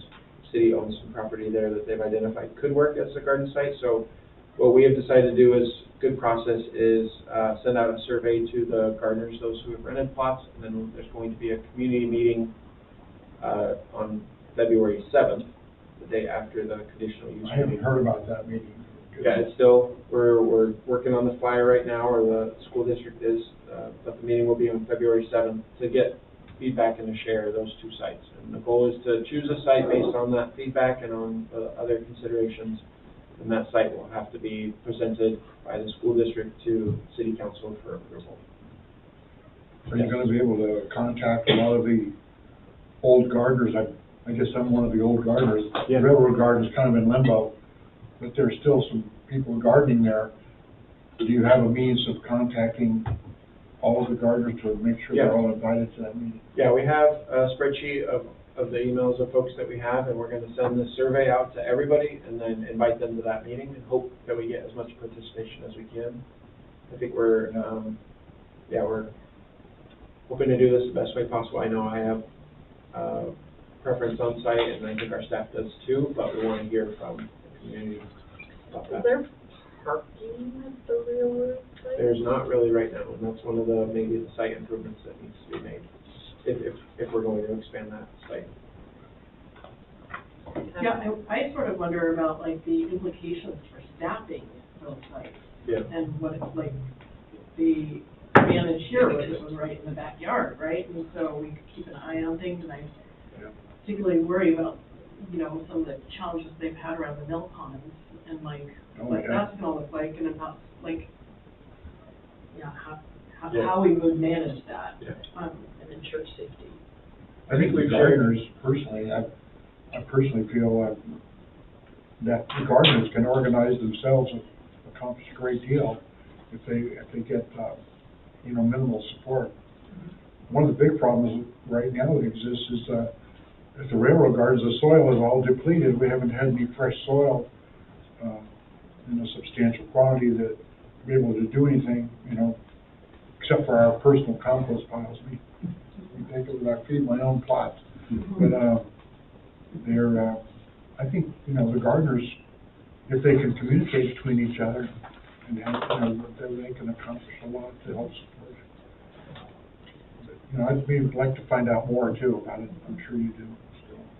Is there, I'm not one of the gardeners, but is there like a committee, or is it just staff?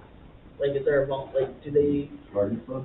Yeah. There is a couple of folks like that. It's not as well organized, especially at the railroad gardens right now. I think it has been in the past. There's been an organization, I know, Jan Barber led a lot of that. I think Diane Summers and Mike led a lot of that. And in the Sunny Hunt Garden, there was certainly some gardeners that were more actively involved in helping.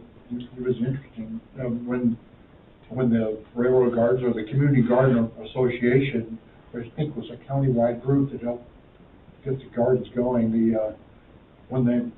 Jan Barber and the others, when they went away with the garden, we weren't informed of what was happening. I didn't know. I think it would be interesting that meeting to kind of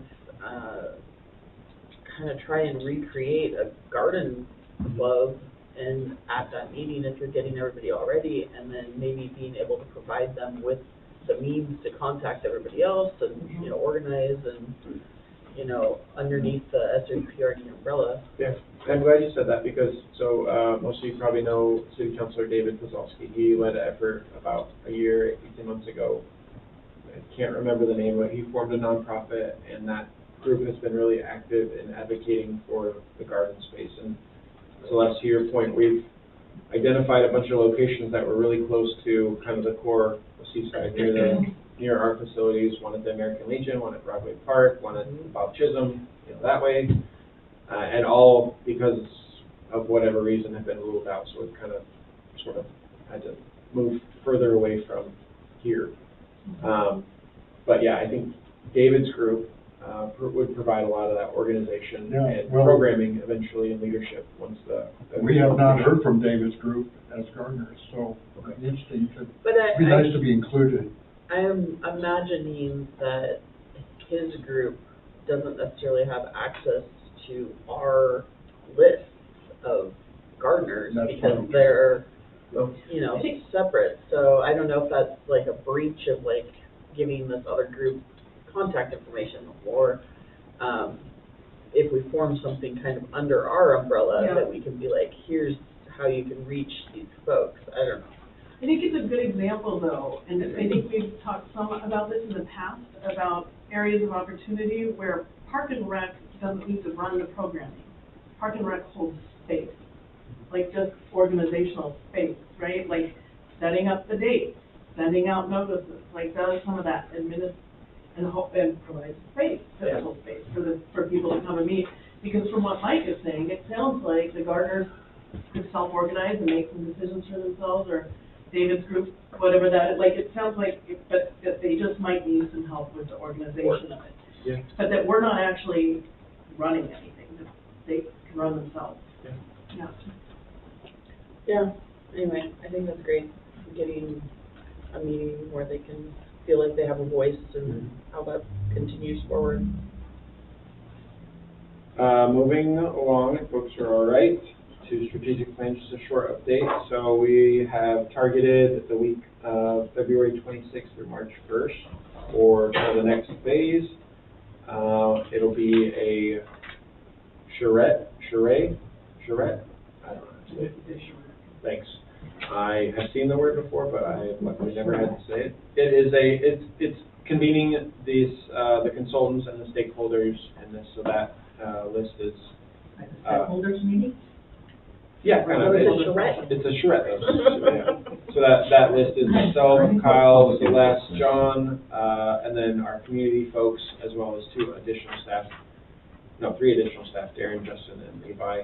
So we've kind of honed in on that week for these meetings to occur, with the purpose of the meetings to review the insights from the survey that was conducted, review the needs and priorities assessment, outline general goals of the district and how to further them with the project, and establish a vision statement and program for the project. And from what I have gathered from Tim, from Scott Edwards Architecture, and Brandon, that this is a really important step and one that's kind of going to, pivot the project and the strategic plan to where it needs to be at the finish line. So he said, we're pretty far along in the process, but this is really important to get that stakeholder feedback. So I just have one comment, and that is, these guys are architects. So, and everything I've seen, they've done a great job, but I'm concerned that their focus on strategic plan is going to be bricks and mortar stuff. And we're going to want to see programs kind of stuff. Sorry, I should have shared, we also have the folks that are working in conjunction with the architect from Sports Facilities Company. So I'm hoping they'll be there, as well as Chris from Coach Group. And I don't know if that will get us away from just the brick and mortar talk, but I think that perspective is really important. I'm hoping that this won't just be brick and mortar plan, right? It needs to be other considerations. Well, what I want it to look like is, this is going to be who we are 5 or 10 years from now, whatever time frame. And then this is what we need to do in order to get there. The staging. And then maybe some of those Yeah. are buildings, and maybe some of those are hiring, or maybe some of those are legal, financial, other things. But what I'm just nervous about is that they're going to come back and say, you need these facilities. Right. Yeah, I have some similar concerns, and in some ways, I'm trying to figure out, I've been wrestling with how to vocalize what my concern is, but what I'm afraid of is that we're gonna get sort of a repeat of what we had before, and I voiced that to the contractors, right? Yeah. It's just a repeat of what we had, and what I really want is, like you're saying, is I want a vision for where we're gonna be in 10 years, and some staging out of what that's gonna look like. But I also want, like, in hearing the great work that our maintenance team is doing and making this, like, I don't feel like we have a blueprint for how to prioritize what we need. Like, I've heard that we need a new spa, but here we're replacing things in this. Like, how do we make decisions about where we're making investments? Because we don't have a master blueprint of where we're gonna be in 10 years. And that's what and I do feel like there's some work for us, the board, to do with the staff. Like, I feel like I want to be in a room with the staff and to hear, and then to see what the patrons have said, to see what the community says, and to do the analysis piece. That's the part I'm afraid is going to be missing, is the analysis piece. That we're just going to get a whole bunch of these information back, and we still don't have analysis that helps us with a blueprint. Would it be fair to have, once this process is, boiled down to kind of its essence and we're ready to move forward, do we need to have like a special board meeting and just talk about the strategic plan? I think a special board meeting would be great. I think some public meetings are going to be part of this, right? We need to demonstrate the investment that we've made into the facilities, or into the plan, right, and our hopes for the future. If I can, I guess, back up though to this, like, I think that perspective is really important, and I'm wondering how can I be a helper in conveying the two of your perspective. I know you're on this group. I'm not sure if you're going to be able to attend these sessions, but maybe it would be helpful to even get those messages across sooner than Yeah, I think that it time. needs to be sooner, because I feel like we already did that. Like, I felt a little like there's redundancy here, like even to go see the facilities, which I don't know if anybody, did we do that? I know I did. We did. Okay. Several did. Yeah, so it feels redundant to what we did last year. We went to two different ones, so that was at least beneficial. But yeah, and then there's a couple other stakeholders that weren't involved previously. But so I don't think it hurts. It adds more information, more data, but it feels like just another layer of data. And it feels like we had these community stakeholder meetings a year and a half ago, and we still have that information, and we haven't done anything to put it into a strategic plan. And so that's the part I'm, like, frankly, what I'm worried about is that we're going to eat it. Well, a couple things. One is I'm aware that we've been taxing SEA and COSH with some other work. And what I'm afraid of is that we're now in a position where everybody feels behind on the strategic plan, or they feel behind on the strategic plan. So they're putting the work together and trying to move us ahead to get to finish out the contract and say, yes, we're done. And that we're going to be sitting here without what we really need for a strategic plan at the end. And so I frankly, I mean, this is not my call, but I would propose, like, I don't know that we need to do new stakeholder meetings. We just did them a year and a half ago. We haven't done any.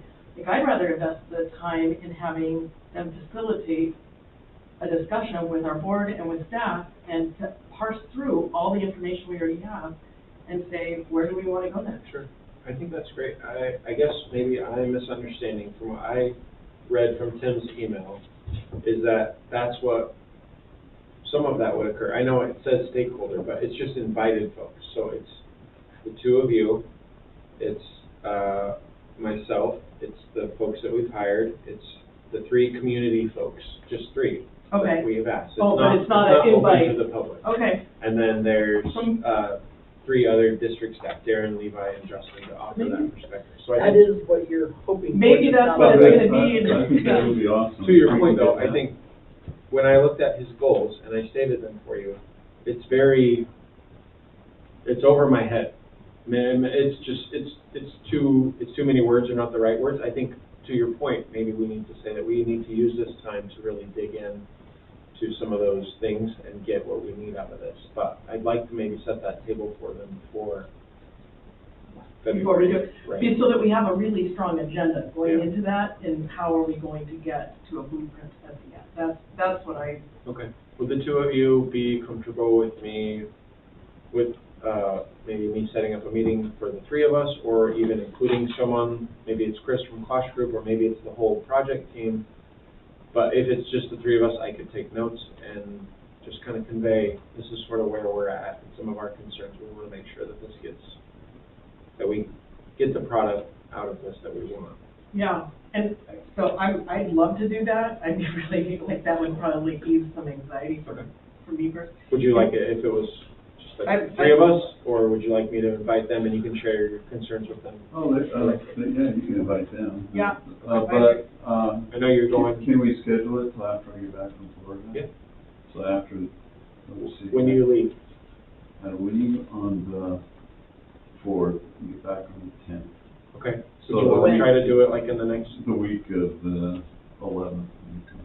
Okay. Or, no, 12th, week of the 12th. Yeah, Well, and- when's the, So the when end is of this February. meeting? The That's end of February? February 26th. February.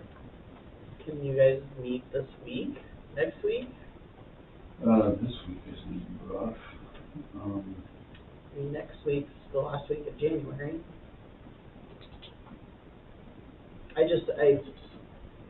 Not being part of this meeting, but I would be concerned with waiting that long until you get back, and then we have the meeting And then they don't have enough time to pivot To and adjust. change Can and. I ask I feel like sorry, Sue, I feel like this conversation between you guys and them needs to happen sooner rather than later. So, okay, go ahead, So sorry. my question is any of this kind of thing, this kind of content gonna come up at this, February 6th meeting The with the planning strategic plan? commission? No. No, I don't think so. I don't think the, strategic plan has any impact on Okay. the planning, on the conditional use permit. I also think, and I can do this, I had done this a while ago, like, I would actually like to find some really good, solid examples of other park and rec districts' strategic plans to say, this is what I'm looking for at an angle. Like, I think Bend had one that I saw at some point. We did talk about Yeah. that. I could ask, or I'm sure a lot of them are on websites somewhere, you know. Just to have, But so that we can, just to have something that we're aiming for, that Okay. sort of, That's actually a great idea. all right, maybe I can get a couple of examples, and let's try to pull the three of us together for a conversation. Midweek would be best for me. Talking about next next week. week or next week. Yeah. Okay. All right. That's where that's at. Thank you, guys. Yeah. And I included it, under the board president's recommendation that we keep, the presentation topic that we heard from last meeting in terms of, district boundary discussion, as well as the discussion about systems development charges. I'll just take those kind of one at a time in reverse order. So I think the systems development charges is included on here because, I didn't want to have, if we're going to move forward, I think, and I'm not saying we're going to implement systems development charges. I'm saying if we're going to move forward with gathering more information or exploring that discussion, I think it's beneficial for all if we do that now, rather than revisit this in 6 months or a year, because we had the presentation, we have the relationship, and in 6 months or a year, maybe we might have different constitution of the board, or, you know, things might look a lot different. So we'd like to gather more information. I'll wait for a board approval, I guess, to do that, and look into the next steps. In terms of the district boundary expansion, I think, again, the timing is kind of tight if we're going to pursue that discussion for a November 2024, right? I think we need to act pretty soon to do that, and that's all I'm going to say right now. I just included those things based on what board president had asked me to do. I think it would be tight also on, for the, you know, district expansion. I was thinking about, you know, and I know a strategy is going to be real important for that. And I was thinking that we really need, you know, friends of the district, you know, working in Gerhardt to, we need to, you know, they really need to ask us to join the district. We can invite them to join, and we can put it on a ballot, but, I think we need a Friends Committee to drive it. It's going to require a campaign. You know, it's going to be education to shake out the votes. But it'd be nice if, you know, Gerhardt, I think if I recollect correctly, that they were trying to form a parks department for Gerhardt. Did they succeed in doing that? I mean, you lived there. Yeah, I think they have a public works department that does take care of their, It's like Seaside. their public space. It mows the lawn and. They were thinking about forming a parks department. Parks department, to me, I guess, isn't just, maintenance of grass, though. I mean, it's much more than that. So people can say they have a parks department, but. Right, okay. So my takeaway, so system development charges, I mean, I think we should look at that as, like, to me, that one to me is a little more clear cut, but to me that feels like, I have some concern just because I have, a lot of concern about housing in our community and the lack of that and the pressure this puts on the cost of developing, in our community. And so I'd be interested in looking at how we avoid negatively impacting particularly low-income housing for that, but that one I feel like, I will tell you, I was trying to reflect on Strategies 360's presentation, and I'll just say candidly, I didn't quite get out of that presentation what I was expecting from them. I felt like it was a repeat of them telling us what they could do in the first place. It felt like redundant information of what they said they would do, and then he came and told us what we could do, which is what they told us before. I thought we were gonna get more analysis. Like, this is your stronger way to go, to try Gerhardt, or this is what, and it felt like those were the push, at least that was what I felt like, the pushback that I was feeling, and that I thought I heard from other board members, was like, well, why would Warrenton do it? And what, like, I thought we were gonna get that analysis from them, as opposed to a how-to manual, how to bring somebody else into the district. And so I felt like that analysis is what is missing, and to me, that boils down to my hesitation to moving forward. Is I feel like we don't know enough. Like, I just listened in Gerhardt had its meeting today, and they're considering this firehouse situation again, and doing that. Like, that's a whole new thing that they're going to look at, a new bond and new burden to taxpayers. Like, that should boil into the conversation about district expansion. And so I thought we were going to get that, and so I'm feeling like ill-equipped, that I don't, like, that we don't have enough. Because what I don't want to do is go and do all the work. We have a lot of work on our plate, and I don't want to go do all the work for district expansion for Warrenton folks to say, why would we do that? You guys are clear down in South County. Like, why would we join? Like, that doesn't make any economic sense for us to add that tax bill. And then we've got the out-of-district fees to look at to create the lure. Is there any improvement in the company since, our last meeting? Any changes? In Strategies 360? Yeah. No, I'm not that I'm aware of. I know that they're still doing projects and things. I mean, they've reached out to me a couple of times since the presentation. And, hey, how did it go? How was it received? So is it our interest, at least right now, in encouraging Gerhardt to become part of the park district? Is that the direction we're thinking that might be successful? I think that, to me, that is not that any of this fruit is very low-hanging, that is the easiest point to make. Then I don't know if we have budget money to hire a consultant to do the analysis of what it is. So we need to know what the financials of Gerhardt are. What are they paying in taxes? What will they be paying in taxes? And when we merge, will they get a board member seat? I mean, there's all sorts of different pieces, and it could get really complex. But we're just dealing with one area, so I think we should do one at a time. And if we think that we can benefit the Gerhardt residents and at the same time benefit our own residents, then I think we hire a consultant to do the analysis. And if the analysis says this is something that can work financially and operationally, then we go to the public and say, hey, what do you think about this? Is that what I think, so there, it seems like there's two kind of questions, though. There's, do we do that, and then do we do that with this group, maybe? So it sounds like 360. Yeah, I would. I'm getting that vibe. I'm reading it. Well, maybe they can run a communications campaign. That's what I sort of felt like they were Go saying. to bid, or we probably already have the list. But at least in terms of the first question, does the board support that action? And on this timeline, to your point about our plates being full right now of other work, do we want to do that now? So to tell you the truth, I feel like we would have a better case to make to Gerhardt residents once we have a strategic plan.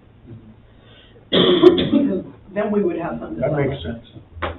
And so, and to me, it makes sense. Like, I don't think Strategies 360 recognize, we all know how different bringing in Gerhardt will be than bringing in Cannon Beach or bringing in Warrington.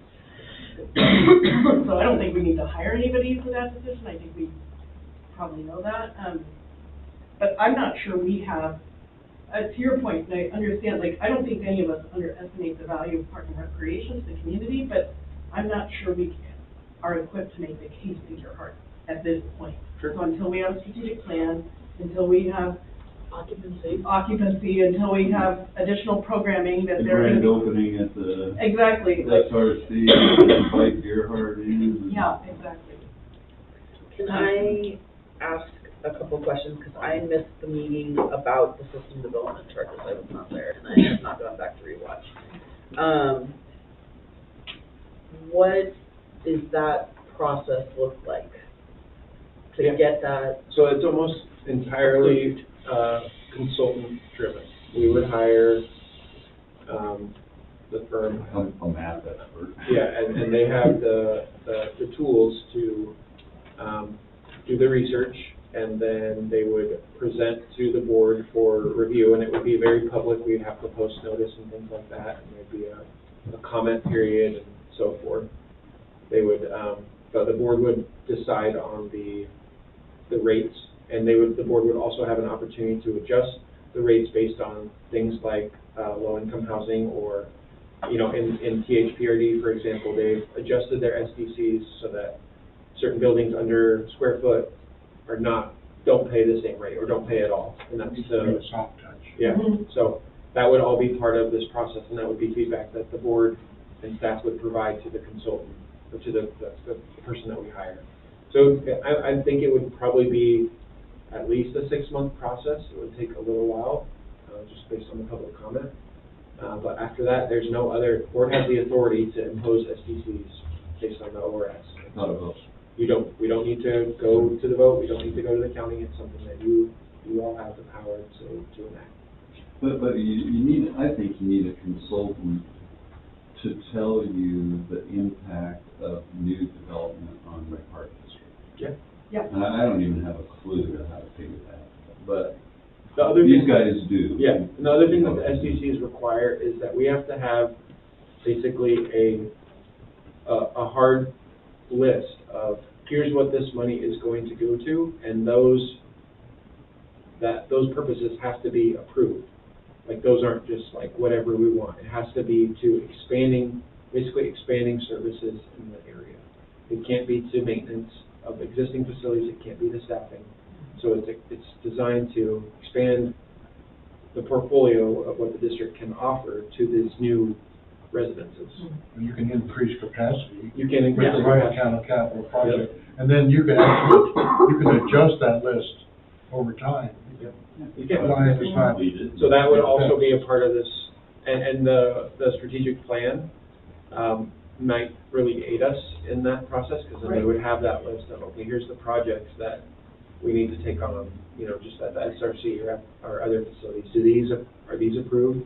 And you can still have those projects, but they can't be funded by SDCs. So it's just, But I think that process might also help us. Like, I'm not sure we're really clear on our cost per resident currently. I mean, we could probably divide the taxes. I mean, but I don't know that we actually have a good understanding, like, even in some of our pricing structure. I mean, I think we're getting closer, but like, do we know what aquatics having a pool costs per resident currently, or? for district residents? Like, I don't and know. so therefore, so we wouldn't know if we have 500 new district residents, we don't know how much more pool capacity we need, right? Like, so we don't know those kinds of numbers. So I actually think doing the SDC process might help our strategic planning. They might sort of go hand in hand and give us some data Sure. about what the cost to provide the services were. Because in some cases, like, I don't know, do we know if we're breaking even on our youth programs? I'm not sure that we know that. I mean, I think we all believe in them, and I think it's important that we're It's cost providing that. recovery. But, yeah, but, right, it's sort of along the lines of the cost recovery conversation, Yeah. yeah. So Yeah.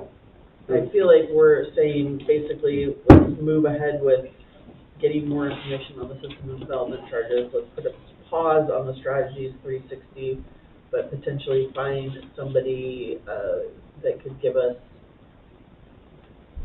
how do we phrase it? Yeah. Do we owe them money? Strategies?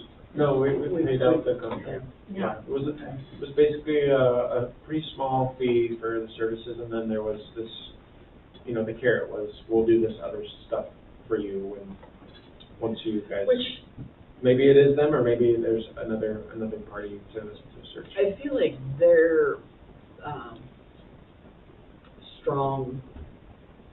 communication, not necessarily the data analysis or the, yeah, I mean, that was definitely the vibe that I got, is they can put The board is together. more interested in the data analysis, not necessarily Right. the We have strategy. to decide if we're gonna move forward and when. And, We and need the data how analysis to make the sell it. decision, and then the communications to sell Yeah. it, if the data. The says communication that it comes exists. after. Sure. Yeah. Well, I share this, but I think just the instability of that organization is a concern for me, so. They had some turnover. Yeah. During the term of our contract, they filed for bankruptcy, Oh, and they also had some turnover. They lost 2 of the 4 people that were working on our project actively left and started their own strategy Okay. company. well, let's maybe take that name off. But I would like us to continue to talk about, you know, the expansion and like the steps. I mean, it's definitely on our plate. It's Sure. just not necessarily, I don't think, gonna happen by November. But I think the strategy, or the system development charges, I think that is definitely a good path to get more data and like Celeste was saying, I mean, it seems like it's gonna dovetail perfectly with our strategic plan, which, you know, all of that working together will just strengthen our proposal for expansion when we do go to expansion, so.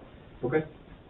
Great. I think I know that my nephew just built a house in Portland and paid over $85,000 in permit for a garden variety house, and most of that was system development. Yeah, Streets mostly, subsurface infrastructure. yeah. It can get expensive if you let it go. Does that feel like Yeah. enough? Yeah, I think I got some marching orders. That's what I appreciate. All right. Thank you. You ready? Need a break? New business? Who's excited? Sounds true. I was looking at the budget, who did we lose? Like, I feel bad that I don't. We lost Norm Oh, and okay. Tracy. Were they, Well, they both actually termed off, but Norm, I don't think Norm knew that he termed off. He's moving to, I'm not sure where he's going to, so sometime he, in the next year. has to be released anyways. okay. So we would be looking for 2 budget committee members. I shared the timeline. Most of this is Chris and Darren's great work in getting us organized. They've already started. Well, the last date needs to change, it's the 28th, not the 21st. Okay, thank you, Sue. That's because Kyle and I had be otherwise busy on the 21st. Oh, we have to switch meetings. Okay. I'm assuming, though, that the board is okay with moving forward with our normal protocols in terms of posting the budget committee application, accepting applicants for about a month, and then setting up interviews sometime in March. We put the March board meeting date, which is a Thursday, if you'll recall, because we're trying to avoid that spring break Yeah. meeting. And also, just for your notice, I mean, I think sharing this opportunity with folks, rounding out our budget committee so that we're representing our district and getting new perspectives and thoughts is really important. And I think we've done a good job of that in the past, but want to continue as we move forward, because these are three-year terms, and just important. I know their work isn't like super heavy, but it's a really important role to shape the district. And oftentimes, one of these positions feed into board members, as it did for several of you, if I'm not mistaken. Yeah, Not really you, but Really made a bad decision. Kyle, on yeah. this one. Was it Celeste also? Yeah, I did. Oh, yeah. Yeah, I can't remember. and Sue, no? No. Okay. Sorry, there was a lot I of. just wrote a letter. So there were several applicants at the last, budget committee application process, if I recall. Some of them were pretty good. Yeah. I would have to go back and look, that it's all blending together. I have I so talked many. to Kyle Swink. Yes, he was one of them, Oh, but yeah, he yeah. was gonna be out of He, town. he lives in, Gerhard, I know. Oh, does he? No, he doesn't No, live he in lives Gerhard. next to And me. he just felt like he didn't know enough about Well, he did apply. finances enough to, Yeah. I had invited him to reapply for our budget committee, but he didn't feel confident. I think that's a good idea, of maybe reaching out to past applicants and saying, hey, we have two more. Okay. But think yeah, I Tracy- think, I don't think Tracy McDonald. all those previous avenues, I mean, we've obviously gotten some good people, myself included. And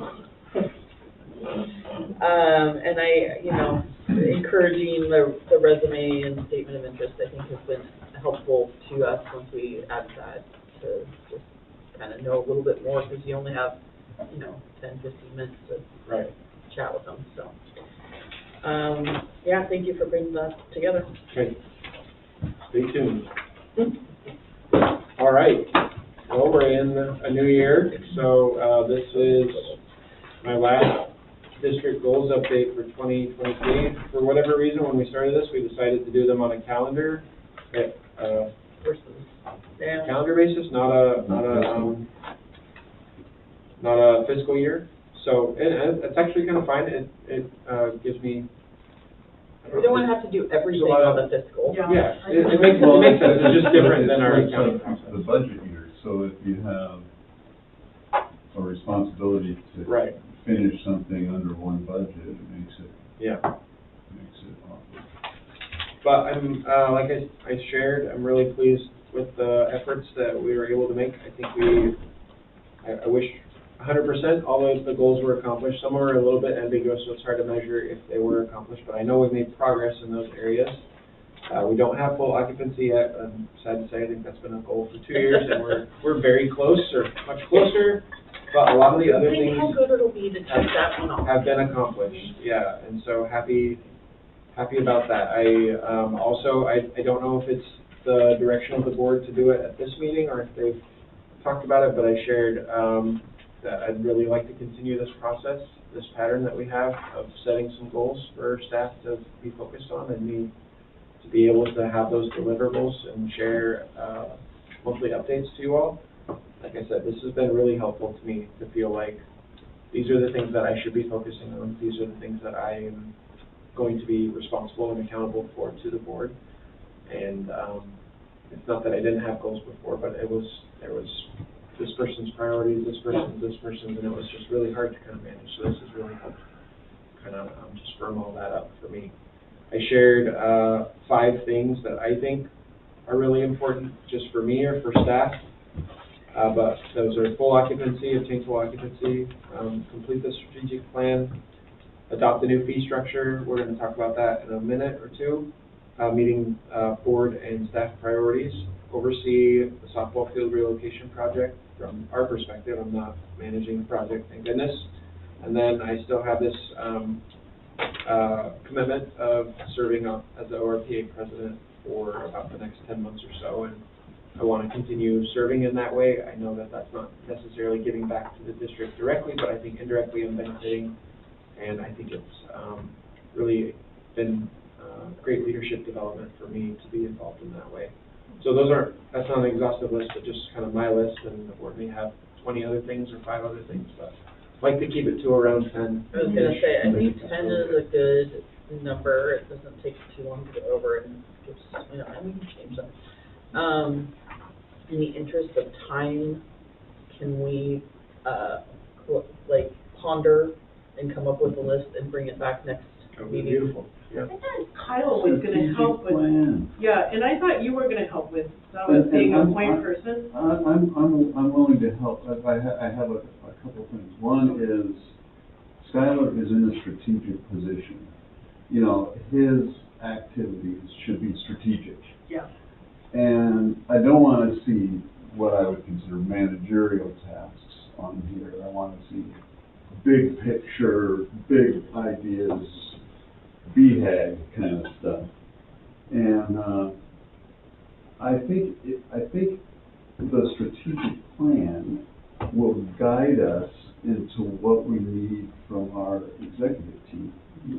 And I know we got all these electrons revolving around the nucleus, but at some point, we gotta decide whether we're navigating or steering, if that makes any sense. So I would 100% agree with the strategic plan, but I also don't want to wait for a strategic plan to be done to provide this guidance. Okay, and I'm fine with these. This is helpful And to then when him. the strategic plan comes out, then let's sit down together and say, okay, what do we need from Absolutely. Skylar to accomplish the The priorities of strategic it. plan? Yep. Yeah. 100%. I think one of the pieces is because he's our chief of staff. Like, I would love to see, and for us to think, and I'm happy to do some thinking about this, but something related to building staff capacity or staff, what's the word I'm looking for? Satisfaction and retention is the word I was looking for, is staff retention. Like, I'm not, like, I know that, like, I think we had some discussions around, like, do we do COLA? Yeah, what is the staff culture? What is the culture of the organization? I think we've done some really nice stuff, but I don't think it was actually on any of our strategic plan around diversity and inclusion. And I think that's shown up, but it would be nice to actually have it written down, if we have some diversity and inclusion policy. Maybe even something like some sort of 360 where staff are giving us, Well, we're they did give us information on oh, that's right, we Skylar, did do that, remember? that's We right, did get that an is right, employee we did the feedback. 360, But yeah. we need to, we're gonna work on redoing Redoing that. it, yeah. Which we need So to some do, sort but of- that's us, not a. Something tied to goals around oversight of staff, and I'm not quite sure what the biggest priority would be. We would love your input about that, Skylar. Or it would be organizational development. Yeah, right? That's what it would be. Yeah. Okay, so again, let's, come up with 1 to 10-ish items. But Big picture strategic plan. I'd also like it not to be like, oh, this is my idea, therefore I want it on your, I want it to be a group, our board. I would like us to have a discussion like we had Yeah. before, but I would like us to be prepared for the discussion. I didn't bring 10 things right now. Yeah. So let's put it on the agenda for next to have those and have that discussion. And like, And we be could probably, prepared. we could probably remove number 3. We could probably remove number 8 From last year's meeting? from the existing 10-point Yeah. plan. Right. Well, some of them are done, yeah. Yeah, if some of them are done, and I'd say even Basically, yeah. eliminate number 9, because that's in at the goal line. Yeah. So we could slate some time actually for next time's agenda to actually have that. Discussion, which is what we've done in the past. That's how we ended up with the ones we have right now, is we went around and Right. discussed them. Well, I have a question, Skylar, on number 4. What's the weekly column? Oh, I, offer a column in the Seaside Signal. Oh, It's not weekly, but the publication Okay. is weekly. I probably try to do once a month. And to be honest, I don't know if you're watching or paying attention, but the Signal has kind of been disrepair since RJ left, and Yeah. half the time when I author the column and I send it to them, I don't get any response that they've received it, and the column doesn't get printed until I bug them. So in the past, that's been a good way for, I think, for me to express perspectives or to share things about the district and for just people to get more familiarity with us. I don't know what readership of the Signal is right now. It seems like I said, it's, Can we put Haven't that heard on so. our Facebook or page and our, not that it's been published by the Signal, but just, just Yeah. like the text of it. yeah, Yeah. that maybe. put it on our website, executive direct, thoughts from the executive corner. When I signed whatever. up, the woman went, "What's the Signal?" Yeah, I said, it comes with the Astoria." Oh, yeah. sounds like that inspired confidence. So how about this, just for the time being, Skylar, and we'll revisit this when the strategic plan is complete. But Well, we're gonna revisit this next month. I was gonna say, let's take out 3, 7, and 8, and add back in the last 3 things on his list, because the other 2 are already covered in here, so But let's just keep going. redo it next month. So we have a little time. Yeah. Okay. Thank Ski agreement. Yes, so in your packet, you have a drafted agreement that we, have sent to Seaside Kids. I think most of you know that Seaside Kids has a 50-ish year history of providing free sports opportunities in our community, and is really, there is no match for this organization in the state of Oregon or in the country, probably. An organization that wants to provide free access to sports. It's just, like I said. Who's the driver of it? So there's a board, and they started this nonprofit around 50 years ago for this purpose, and they fundraise the heck out of our community and have great networks and pull together resources and kind of shoestring things to get done. It's mainly baseball and softball, but they also offer youth volleyball, youth football. There's been swimming support in the past, and again, it's widely respected, but there's no but. What we've noticed is that this organization, like a lot of Can I yeah, just go interrupt? It's solely volunteers. solely volunteers, yeah. This organization, like a lot of other volunteer type organizations, they have, it's not easy to fundraise this amount every year, and they have an older population that serves on their board and does a lot of the fundraising. So we have offered support to them in this form right now, and I think in the future there's opportunities for greater partnership to occur. As you know, in most cities, if you sign your kid up for a Little League, he's probably going to be playing through a Park and Rec program. We're not necessarily trying to take that over, but want to offer support, make sure that that nonprofit, Seaside Kids, has the support to keep going, keep their mission alive, and what can we do to provide that. So this agreement basically says that this year we're going to provide the administration services, Which we've done in the past. which for helping. Have we had a contract in the past? We haven't. Oh, okay. Last year we had a loose agreement that we were going to have access to their registration so that we could, get to know like what it was like, and we've worked with their scheduler to schedule field. But this is the first agreement of this sort. So yeah, we're basically helping get kids on teams, put them with a coach, allocate field time for practices and games. If there was a batting cage facility, we would allocate that.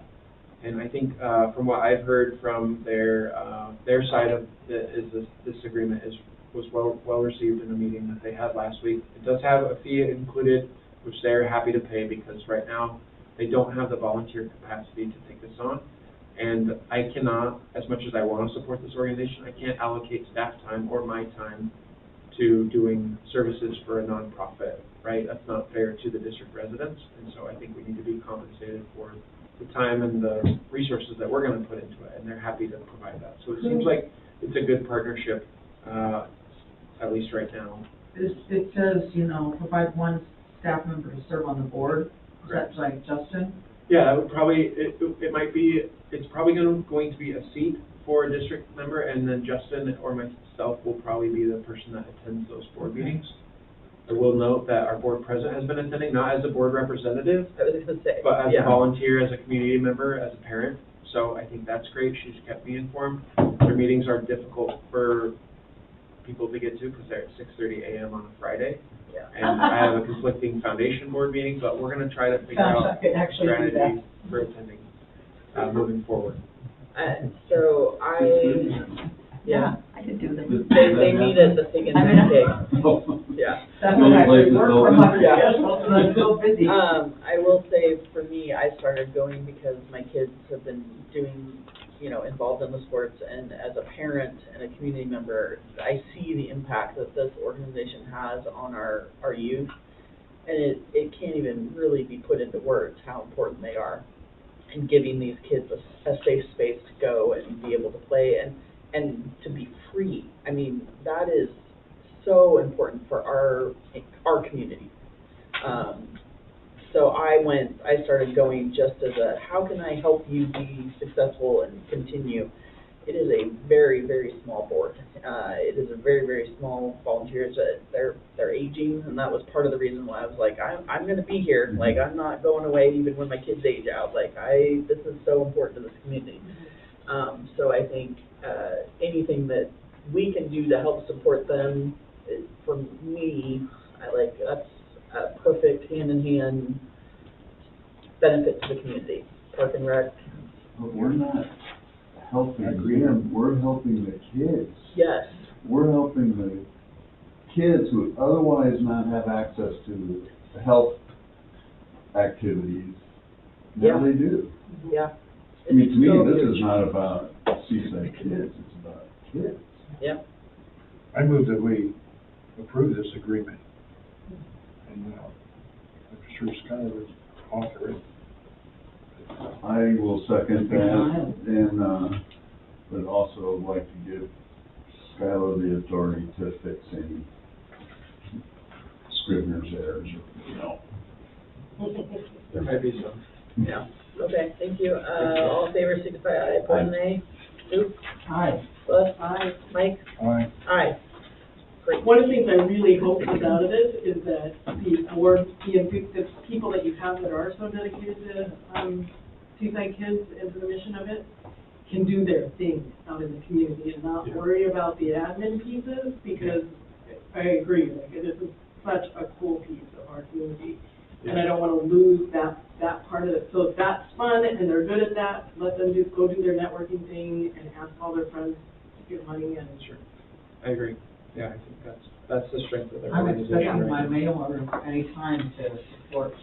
It's coming. Yeah. Well, and We talked about it last They week. had the pancake. Yes. And it's, Aspire used to be this way, the program for Seaside High School Yeah. seniors, where, Catherine Ramey just happened to be in the right spot. It's a program that wasn't available, and now the word is spread and more schools have it, and more volunteers. We've got a designated staff person for it now at the high school, so, it grows and it benefits the seniors.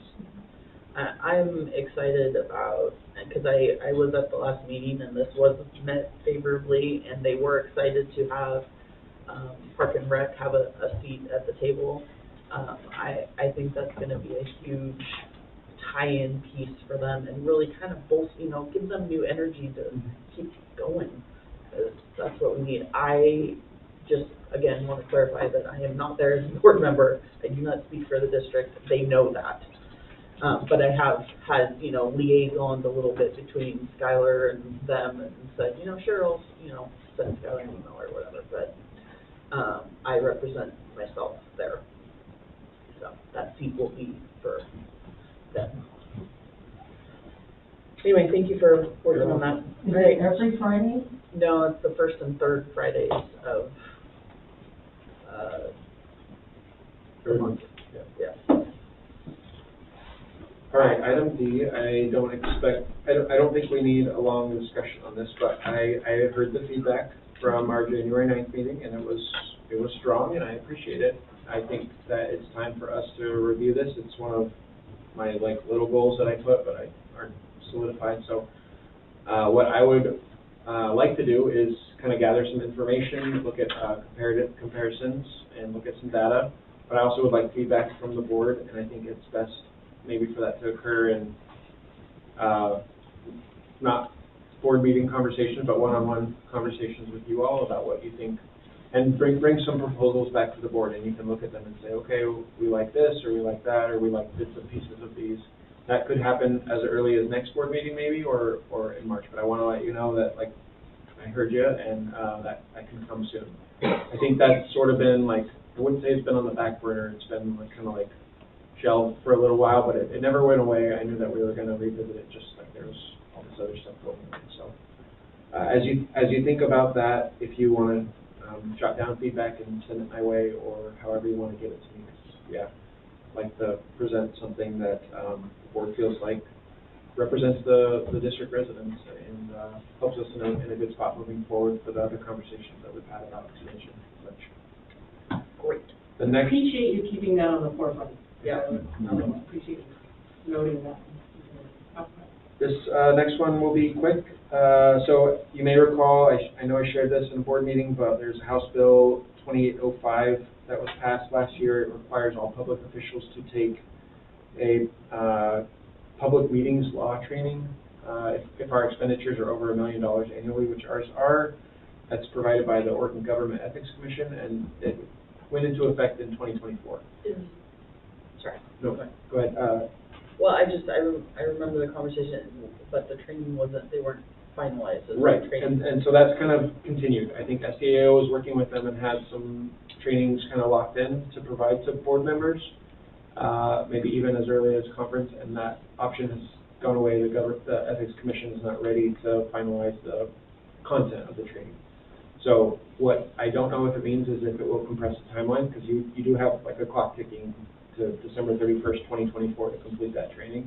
Didn't I do that Has to be when I this went year. to Salem? Yeah. This is all new. I mean, Oh, it's a you've whole- probably done stuff that is similar. Is it online? It should be, but we don't, they They haven't. haven't finished it yet. So, Okay. just letting you know, that's, again, haven't forgotten, but that'll be a requirement for you all at some point. You're not gonna let us fail, right? Well, I am not a good test taker myself, so I think I have No, I mean, board like, members that are get much. to December Yes. 31st and be like, oh, right, you were supposed to do that thing. The bus is heading to Salem for the class. If it's We all will not right, discuss board. Board President, Yes. if I can move under the Executive Director Report, item A, up to under new business before executive session? Sure. Okay. So, and I wanted to do this because Darren's going to leave after executive session, thankfully, to go home. And Chris, you're welcome to come too, buddy. Appreciate you being here. But we are making an organizational structure change, and I just wanted to convey what an overview of that to the board and answer any questions that you might have. I don't think it's up for discussion. I apologize if that sounds crass, but the way I understand my role is that organizational structure, roles within the district, job descriptions, that's my purview and my task, and sometimes it's a heavy load and sometimes it goes great. But I want to give visibility to the board for it.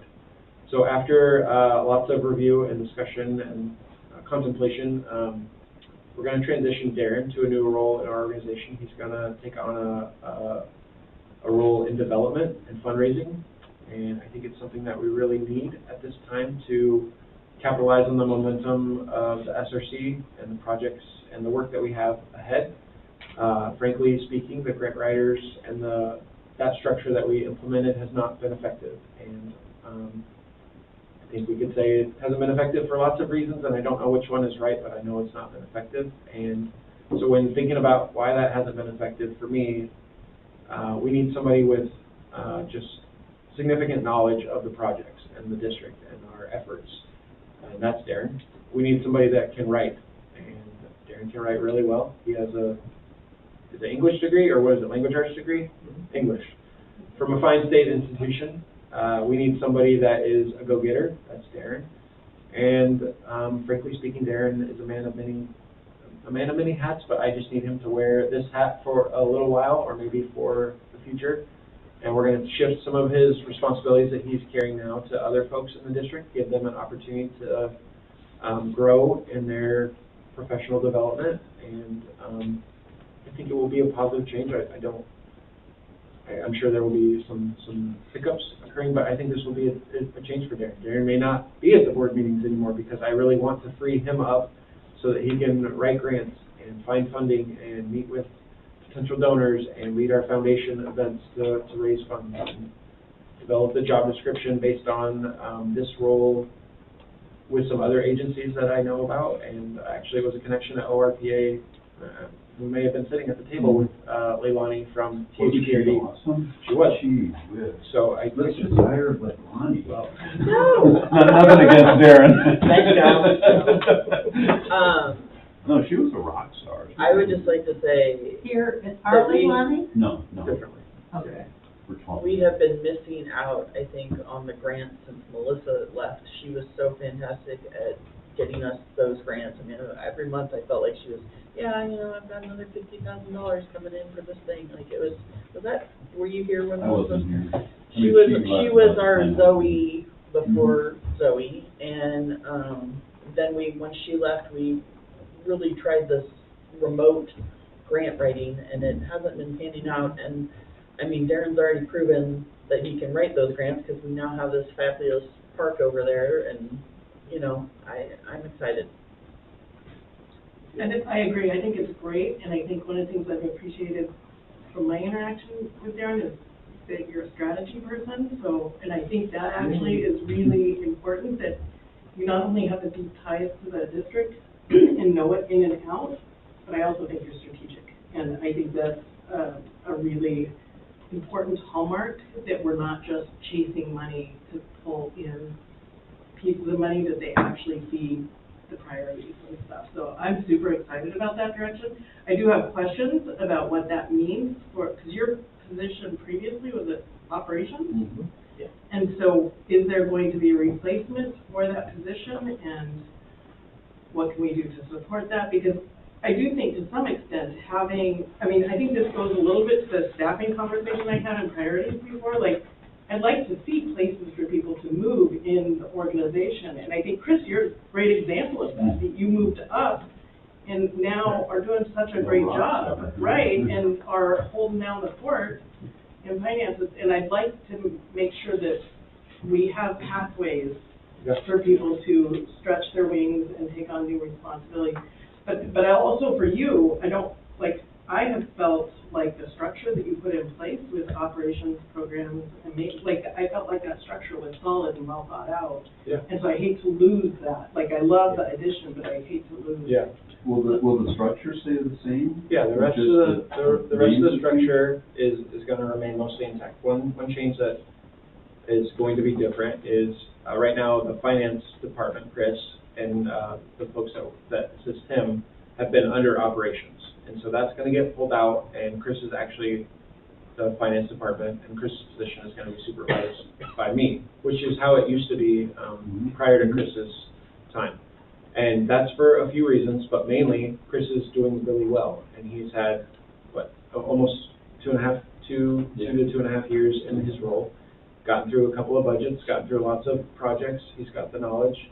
Chris is pursuing professional development for government finance on his own, which is great, so I don't want to embarrass him, but I think without Chris being ready to take on more roles and not necessarily have the same supervision experience, I'm still going to be involved, but not in the same way. So that's a big part of this transition. A couple other parts we have, Darren has done our IT development for a long time, and that's really huge for us, especially as we're expanding, but he's also done really well at training a couple of key staff members. One, Isaiah, who has been here to a few meetings to help with some of that. So Isaiah is ready to take on a larger role with the district, not necessarily a full-time role, not everything that Darren does, but take on a bigger IT role. And the good thing about this is we still get to pull on Darren for questions and things that we have, or help us complete this project, or some other stuff hanging out there. We have some marketing knowledge that's available to help internally with Haley. She has a lot of marketing experience, and she has a desire to grow in her career, so she's going to take on some of that marketing piece that Darren has done. We've branched out some of our graphic design and some of the other things to outsource those things to Ross with Tough and Media, but what we need is a convener of the marketing and someone that's going to coordinate schedules and make sure we're on task with our content, and that's what I think Haley can do really well. And then the other piece that Darren has done, I bet you guys didn't even all know how much Darren did, or maybe you did, but Darren has supervised our patron relations specialist, which is the front desk people that we have at all of our facilities, and it's a big lift just because we're open a lot. It's not a lot of people, but they work a lot and they're very knowledgeable. So we'll shift that supervision responsibility to Justin. We may even adjust those titles, but essentially the way I'm kind of wrapping my head around it is like all the folks that come to our facilities, they're here for a program, whether it's a meal site, whether it's swimming, whether it's youth programs, and so Justin supervises programs, so it's beneficial to him to be able to supervise those folks, impart wisdom to them, and help set up our programs for success. So those are kind of the big pieces. There's other little pieces that we're sort of still figuring out where they fall, and to your point, Celeste, I think there's just stuff that I don't know about this, but I think this change is really, like I said, it's needed, and I am really concerned that the efforts that we've all made and the time we've invested in the SRC are they're not going to waste, but they're not being as they're not as impactful as I'd like them to be. And part of that is because we don't have the funding to do as much as we want sooner, and that biting off a chunk at a time for 10 to 20 years is going to be really hard to generate that momentum and that level of enthusiasm for the projects, right? Get people to talk about the SRC, get people to want to join the district, get people to want to come and realize like what an amazing space it is. And if we can only do a big project every 2 or 3 years, I mean, we have $5 million of capital maintenance, like deferred capital maintenance in the SRC, right? And that's not even doing the cool stuff that we want to do. So Darren's task, and he knows it, is to find some resources and to use his skills and his experiences with the district, and I think he's the perfect person for that. And I wish I could clone him and have him be in both roles, but Well, it's hard. yeah, and so I totally support the move and leveraging what Darren knows to contribute in this role. What I'm a little bit worried about is, you're talking about supervising a lot of people in a shift, and that is not an easy job. Like what you just described, all those people that are now not, from my perspective, that's a full-time job, just to supervise, not doing anything else, not to do the technology, not to do the marketing, just to supervise all those folks, to me would be a full-time position. And what I worry a little bit about is whether or not we're building enough of a leadership kind of team to support you in your leadership role, and that we just keep trying to scooch people up, and that we're not bringing in, that you don't have enough because you need to be free. Supervision takes time, and I think sometimes, from what I've seen, that as an organization, maybe we're not valuing how much time it takes to actually supervise people well. And that should be something we should be investing in our staff, and giving people that time, so it isn't just an add-on to what, other tasks. Well, and their jobs are already full, and now they're Right. saying do these other Right. things too. You know, is it beneficial to you to hire for that position and maybe take out that grant piece? And, you know, I mean, I think it makes sense to bring Isaiah up as the IT person, because that's the role that he's been in. But as far as like giving marketing to Haley is our HR person. Like, I don't want to take away from that extremely important HR function. Well, currently her title is HR and admin coordinator, so I think you could say that marketing is kind of an administrative function. She doesn't have to supervise staff, so she's still not compromised in her HR role. But I understand, and I think, sorry, not to cut you off. No, you're good. I just think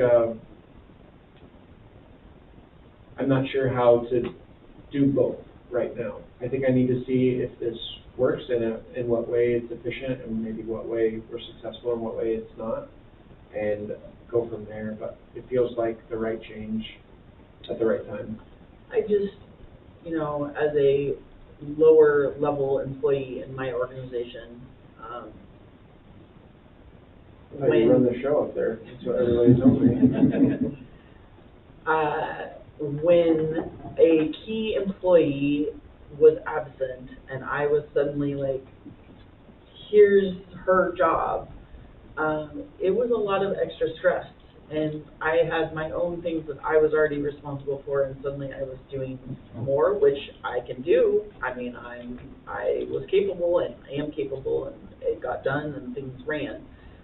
But it was a lot of stress, and I would hate to see that put upon, because we're not taking anything away from them, these other employees, right? Like, we're just adding more to them. I mean, are they okay with that? Of course. No, like, I mean, okay, so I prefaced the conversation with, and somebody said it, that there's folks in our organization that wanted more responsibilities, that were saying like, well, I want a promotion or whatever, but I also just give me more to do. I'll do whatever I can. Like Chris is one of them. You know, the other people that I mentioned there. 300 of them. So I think for me, this was an opportunity to offer that professional development, that growth in career. Maybe it's unconventional in that it's not necessarily like a step up in the organizational chart for everybody, but that some of that's still like gonna get tinkered with a little bit. I think that's fine, what you're describing to me, like, that growth is good and should be well supervised. Yeah. For it to work well. And what I worry about is now that falling to you, because you're gonna truly, I just think there are people who, like, I know because I just hired 3 in my organization, I have 3 awesome supervisors that I hired from outside. And from outside the organization, and the fact that their supervision skills were so strong, they have supported the rest of our staff in growing. And so I'm proposing that, to me, it would be worth the I think making an added investment in staff would be worth it to help you maintain the level of supervision support that you've had previous, and add, like, I'm not just, I think adding Darren as a 4th part of the leadership team would make a lot of sense from my perspective. I just hate to see you be shortchanged for supervision support for the rest of your team, especially if you're trying to grow them up. So, all of this to say, you are correct, it is your decision. And we're excited for Darren, but we want to support you. Right. Thank you. Okay. Kyle has something. Well, you know, my whole perspective is the best thing you can do for an employee to make them better is give them jobs they don't know how to do. Because pressure makes diamonds. And moving people in the organization so that more people have an understanding of the different parts of the organization and how they work, that's really valuable for a couple of reasons. One is if somebody's sick or gets hit by a beer truck or wins the lottery, then all of a sudden you've got ready replacements. You can plug and play. Yeah. So, but the other thing is, and this applies really more to you, Skylar, is don't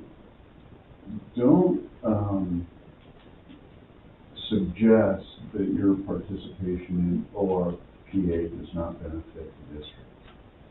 Because that, you know, pressure is making diamonds with you too, and that is, in my opinion, that is the best thing that we can do for you is have you work in a state or national organization where you have access to resources that we can't provide. Yeah. And I you know, I don't apologize for being the ORPA president. That's important. But you know, do what you need to do to run the district. Is there any financial impact? There's not right now. There could be, but I think basically this is going to be effective in the next week or so, and Darren's going to continue some of his previous duties while being a bulldog and going out and getting some grants. He's going to help Chris with this budget, but the goal is like end of the fiscal year, it'll be a full transition. And maybe over the next couple months, some of those pieces that I think are being discussed might be more evident to me, and those things can be put into next year's budget. There's not a lot of room for adjustments for like adding, another full position, but there's other things that you can do, that I can do, to make sure that this goes smoothly, and I think for the next few months it can, and then we'll adjust as we need to. I appreciate your support. I know there's a wealth of experience in this room with nonprofits and just with the district, and so I appreciate it. And also with Darren, and I was really sensitive to it because Darren's been with us for 25 years, and he's one of our longest tenured employees, and I really respect him. In many ways, he's just representative of all that I think the district does well in terms of its customer service and dedication and loyalty. So I will miss him in his current role, but I think he's going to do really great in this role, and he's still going to be engaged with the board, because the board's perspective in pursuing strategies and pursuing funding for strategies is really what's going to shape his behavior and his intent. Who's gonna call the fascination term? That's fundraising. That's I'm great. a little bit, I am a little bit worried that too much of the same stuff stays, so that is The stuff he likes, he's gonna keep. Yeah. That's a foundation fundraiser, whether Yeah. you do it or not, yeah, those funds. I do feel like one of the considerations I'd have is, like, I think that position should probably be, somehow, present during, as we're talking about the strategic plan, because I just think it is Yeah. so, They're Yeah, very they love. married together. Yeah. Yeah, absolutely. I would just like to acknowledge Darren's many hats that he has worn, because when I met him, he was the pottery teacher. You didn't even know he had all these other duties probably at the time. I did not know that he had all these other duties at the Some time. people think he just works for the food bank. Well, a couple of weeks ago, he was serving food at the holiday party. He's up for volunteer of the year. And rightfully so. Yeah. Always the bridesmaid, never the bride.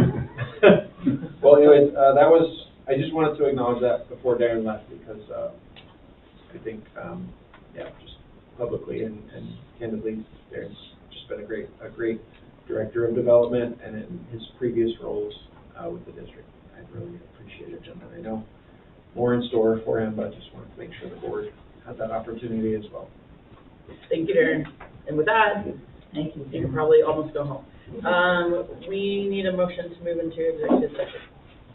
Oh, you're expecting me to make all the motion? I am not, I mean, I've been looking at you, but I move that we, let's recess the meeting and proceed into the executive session. no, you gotta read the whole thing. I have to read it? Yeah.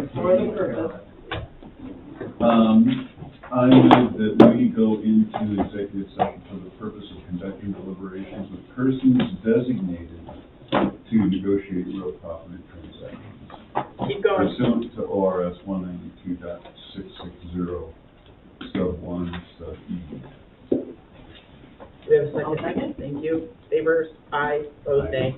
Aye. Stu? Aye. Celeste? Aye. Mike? Aye. Chloe, we gotta kick you out, sweetie. Okay. I just need you to take your phone out. It's out. Recording stopped. I'm gonna, I need to run the rest of about, really fast. we have like a 30-second lag on Chris. Thanks, Chris. You don't have to I think stay the for all idea this. is that- I wasn't I think how things go, we But won't have curious enough about time that to one, and then accomplish our goals. I saw pricing. We can get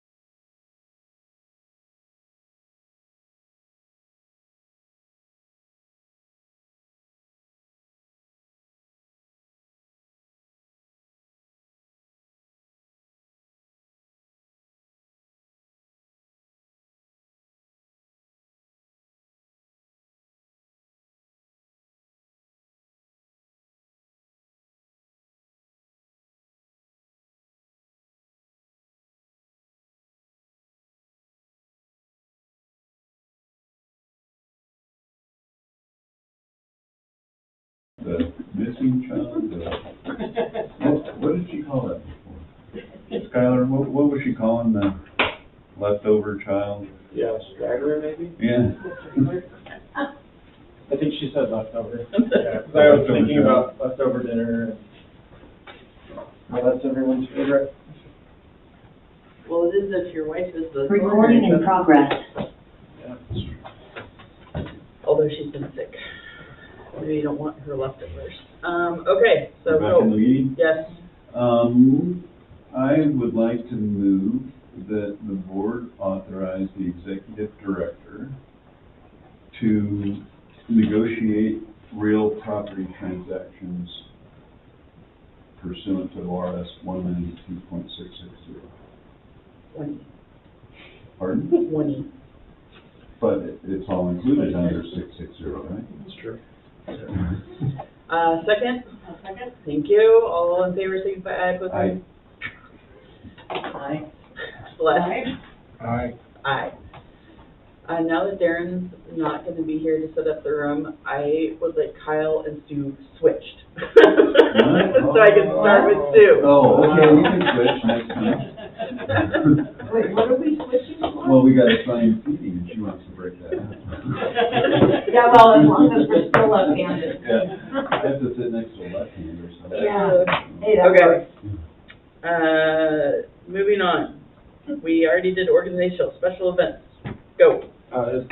Just wanted to share, it's been, over a month, but we had a really successful Santa swim event before the holidays, and an awesome holiday party, and I really appreciate the support of the board that were able to come and share in the festivities of the night. A highlight for me that I will never forget is seeing one of our board members, who should remain nameless probably, doing the bumper cars, and all of the employees that were doing bumper cars with them just trying to wreak havoc on this person. Just me standing off to the side and laughing so hard and taking pictures and That was a beautiful thing. seeing the joy on that person's face will never leave.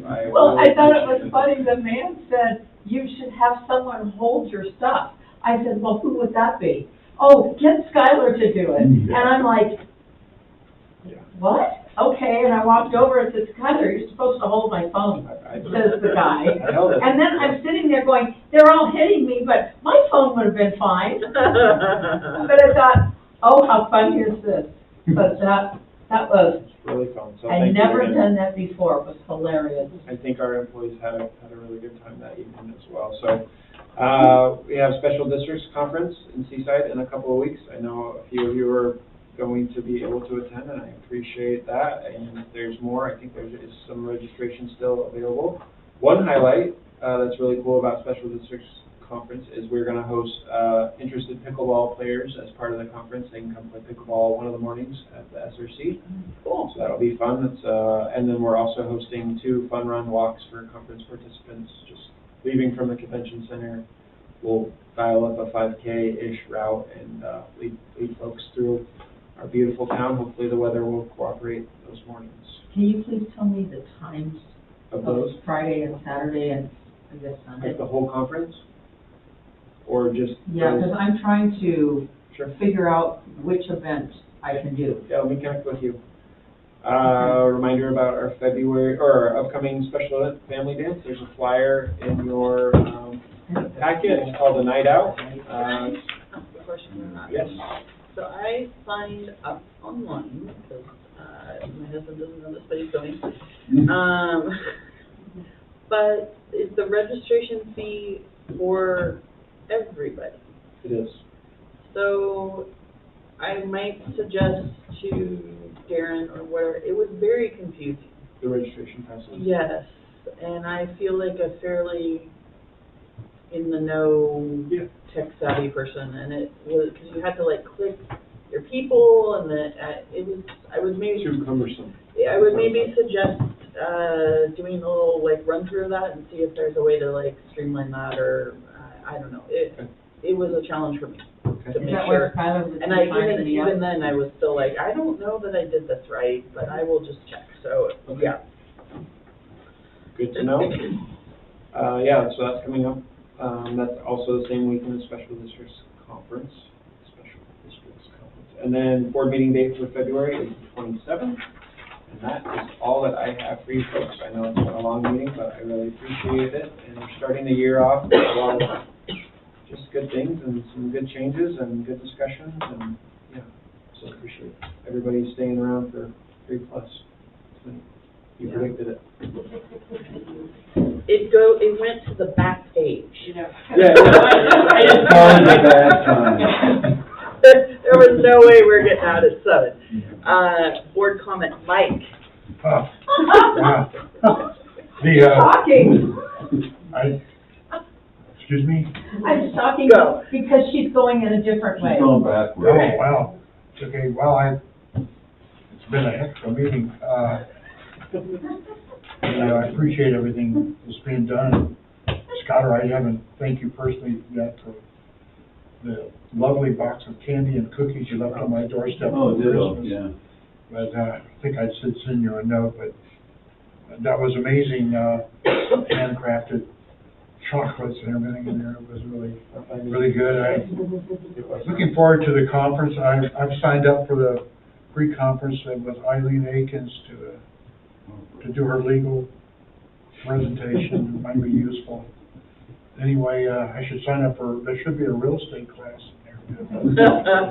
But look forward to SDAO. It's going to be a busy weekend, a lot of stuff going on, and Super Bowl on the 11th as well, which is just kind of entertaining, I guess. But I am partial to the 49ers. We did have youth protection training at our Kiwanis Club last week, done by our chief of police, which is something that would be a good, I'm sure Scott, our entire staff is probably trained about youth protection, but that's really an important aspect. And then I'm going to help chaperone the snowball dance up at the high school this weekend too, Friday night. So Kiwanis is doing that. We have 5 chaperones up there with them. And that's all I have to report. Thanks, Mike. Thanks, Mike. Remember snowball Real quick, unless we sold 25 tickets a day, the snowball was getting canceled, so. You're kidding? I'll let you know tomorrow. Well, I've had 2 emails from the officers of the Key Club. Yeah, And they just weren't having the ticket sales, so we'll see. Anyway, go ahead, Celeste. So I'm feeling really sort of invigorated that we have some things that are getting checked off. It was great to see Skylar's list of all those goals from 2023 checked off. Feeling super happy about the IGA checkoff. I'm also really excited about the strategic plan moving forward. Like, I just feel like that's going to feel great to have a blueprint. And I'm also just really happy about the Seaside Kids arrangement, and that we're going to be able to work with them in a formal way. I think it's fantastic. So, and finally, just a big shout out to the staff, the maintenance staff, and all the hard work that they do. And I am personally really excited about Darren's new role. I think it is great, and would love to be supportive of that and the grant writing prospects for the district. I'd pretty much just say ditto. You know, I'm grateful for Levi and his team and the work that he does, and so much more than just a little bit, you know, we heard about, you know, because there's the daily work of, you know, the pool's open, the pool's closed. I'm so grateful the pool is open as much as it is. And I'm grateful for the work that they do behind the scenes that people don't even really appreciate. But I'm very grateful. But on top of that, the dedication and the work of this entire district staff, the special district staff, led by you, Skylar, I mean, it's really something to be very proud of.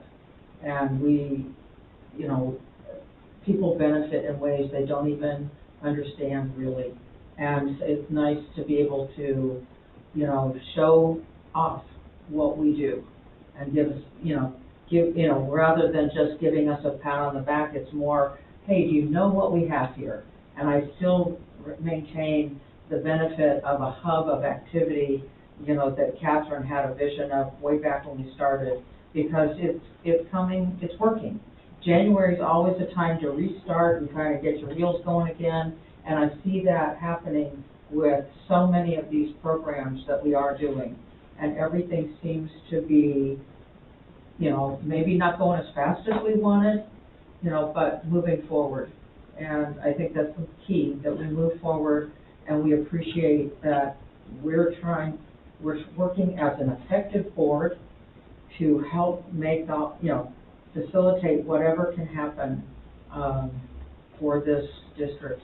It's exciting to see Darren go, you know, to upward, onward things, and I go, what goes, the help that he can offer me, and so I don't know what that means for me. But anyway, I'm very, very happy for his, for that ambition, that he can do something like that. And I think this is an exciting year, and we have a lot of good things to look forward to. It's exciting to be hosting this SDAO conference here in Seaside. I think it's nice to be able to show off to our peers what we offer here, and I think that can only be a good thing. So, thank you. Thanks, Sue. Say hello to Eileen for me when we get to the SEO meeting. I'm telling the community that I'm the one that trained her because she came to work for us first. We hired her as our attorney, our district attorney. I don't know why nobody has mentioned this, but last week a patron became unconscious in the pool, and two of our staff rescued her, got her stabilized and out of the pool, and they did everything right. I mean, there's so many things that could go wrong with that situation. The first one was detection, because, you know, with a lot of people in the pool, you don't always notice it. But they noticed it, they did everything that they were supposed to do, and they got her out of the pool. And that deserves an attaboy from the board, attagirl. I don't even know who the staff was or the patron, but they deserve a big pat on the back, because that is impressive work that they did. I'd like to thank Celeste and Mike and staff for landing the plane on IGA and all the work that went into that. You guys, you know, and it's still confusing to me because I'm trying to get all the parts together, but I'm glad we have somebody on our team that can do all that stuff. The maintenance staff, it's amazing the range of capabilities that those guys have. That, you know, we can look at some of their projects, but the skills that they need to do all that stuff is really, really important, and I'm glad they're on our team too. So, that's all I got. Everything else is I just want to say thank you to Levi and Courtney for their presentation. You know, they make us look good by keeping our facilities open, keeping them running, keeping them clean and maintained, and without that, safe. I mean, without that, we aren't the district that we want to be. So appreciate their presentation. I am super excited about the district's involvement with Seaside Kids. Again, just anything we can do to support the youth in our community and promote that program, and it's so valuable. So I'm excited for that. So excited to see an end in sight for the discussion of the IGA, because that has been on since I started. So to finally be able to cross that one off this list and not have to review it for a while will just be lovely. I'm excited. Well, every year we have to review it. Well, the committee has to review it. I don't know that it has to be reviewed by the board, so I'm excited about that. I'm excited that we got so many goals, Skylar, crossed off. I think that's an amazing testament to you and your leadership in the district. I am very excited for Darren's new role. I am very, very excited for Darren's new role. He is such a go-getter. So that was something when Melissa was in that role. She just, every month she would come and be like, I've got this grant, and she would just do it so very nonchalantly, you know, and try not to, like, you know, toot her own horn and all that. But it's been missing since she left, and Darren is definitely capable and able, as we've seen. I mean, he already went out and got us a grant for the park that you know, I It's mean. owned by the city. Yeah, but because of that, they're willing to gift it Right. to us. So, you know, I mean, it all works out. The two staff members are Adam and Ashley. I don't know Adam's last name. Morse. And Ashley Wolf. I saw Adam, I haven't seen Ashley to personally say amazing job on that rescue. It's so important and a testament to our staff. So I think that not just them, but our whole lifeguarding program. So I hope that gets passed on to them, that we appreciate all their training and their diligence and how much we appreciate them for providing a safe place for our patrons to come and recreate and feel that's okay. Very excited for the family dance. I hope people can come. And with that, meeting adjourned. Thank you, Catherine. Yeah.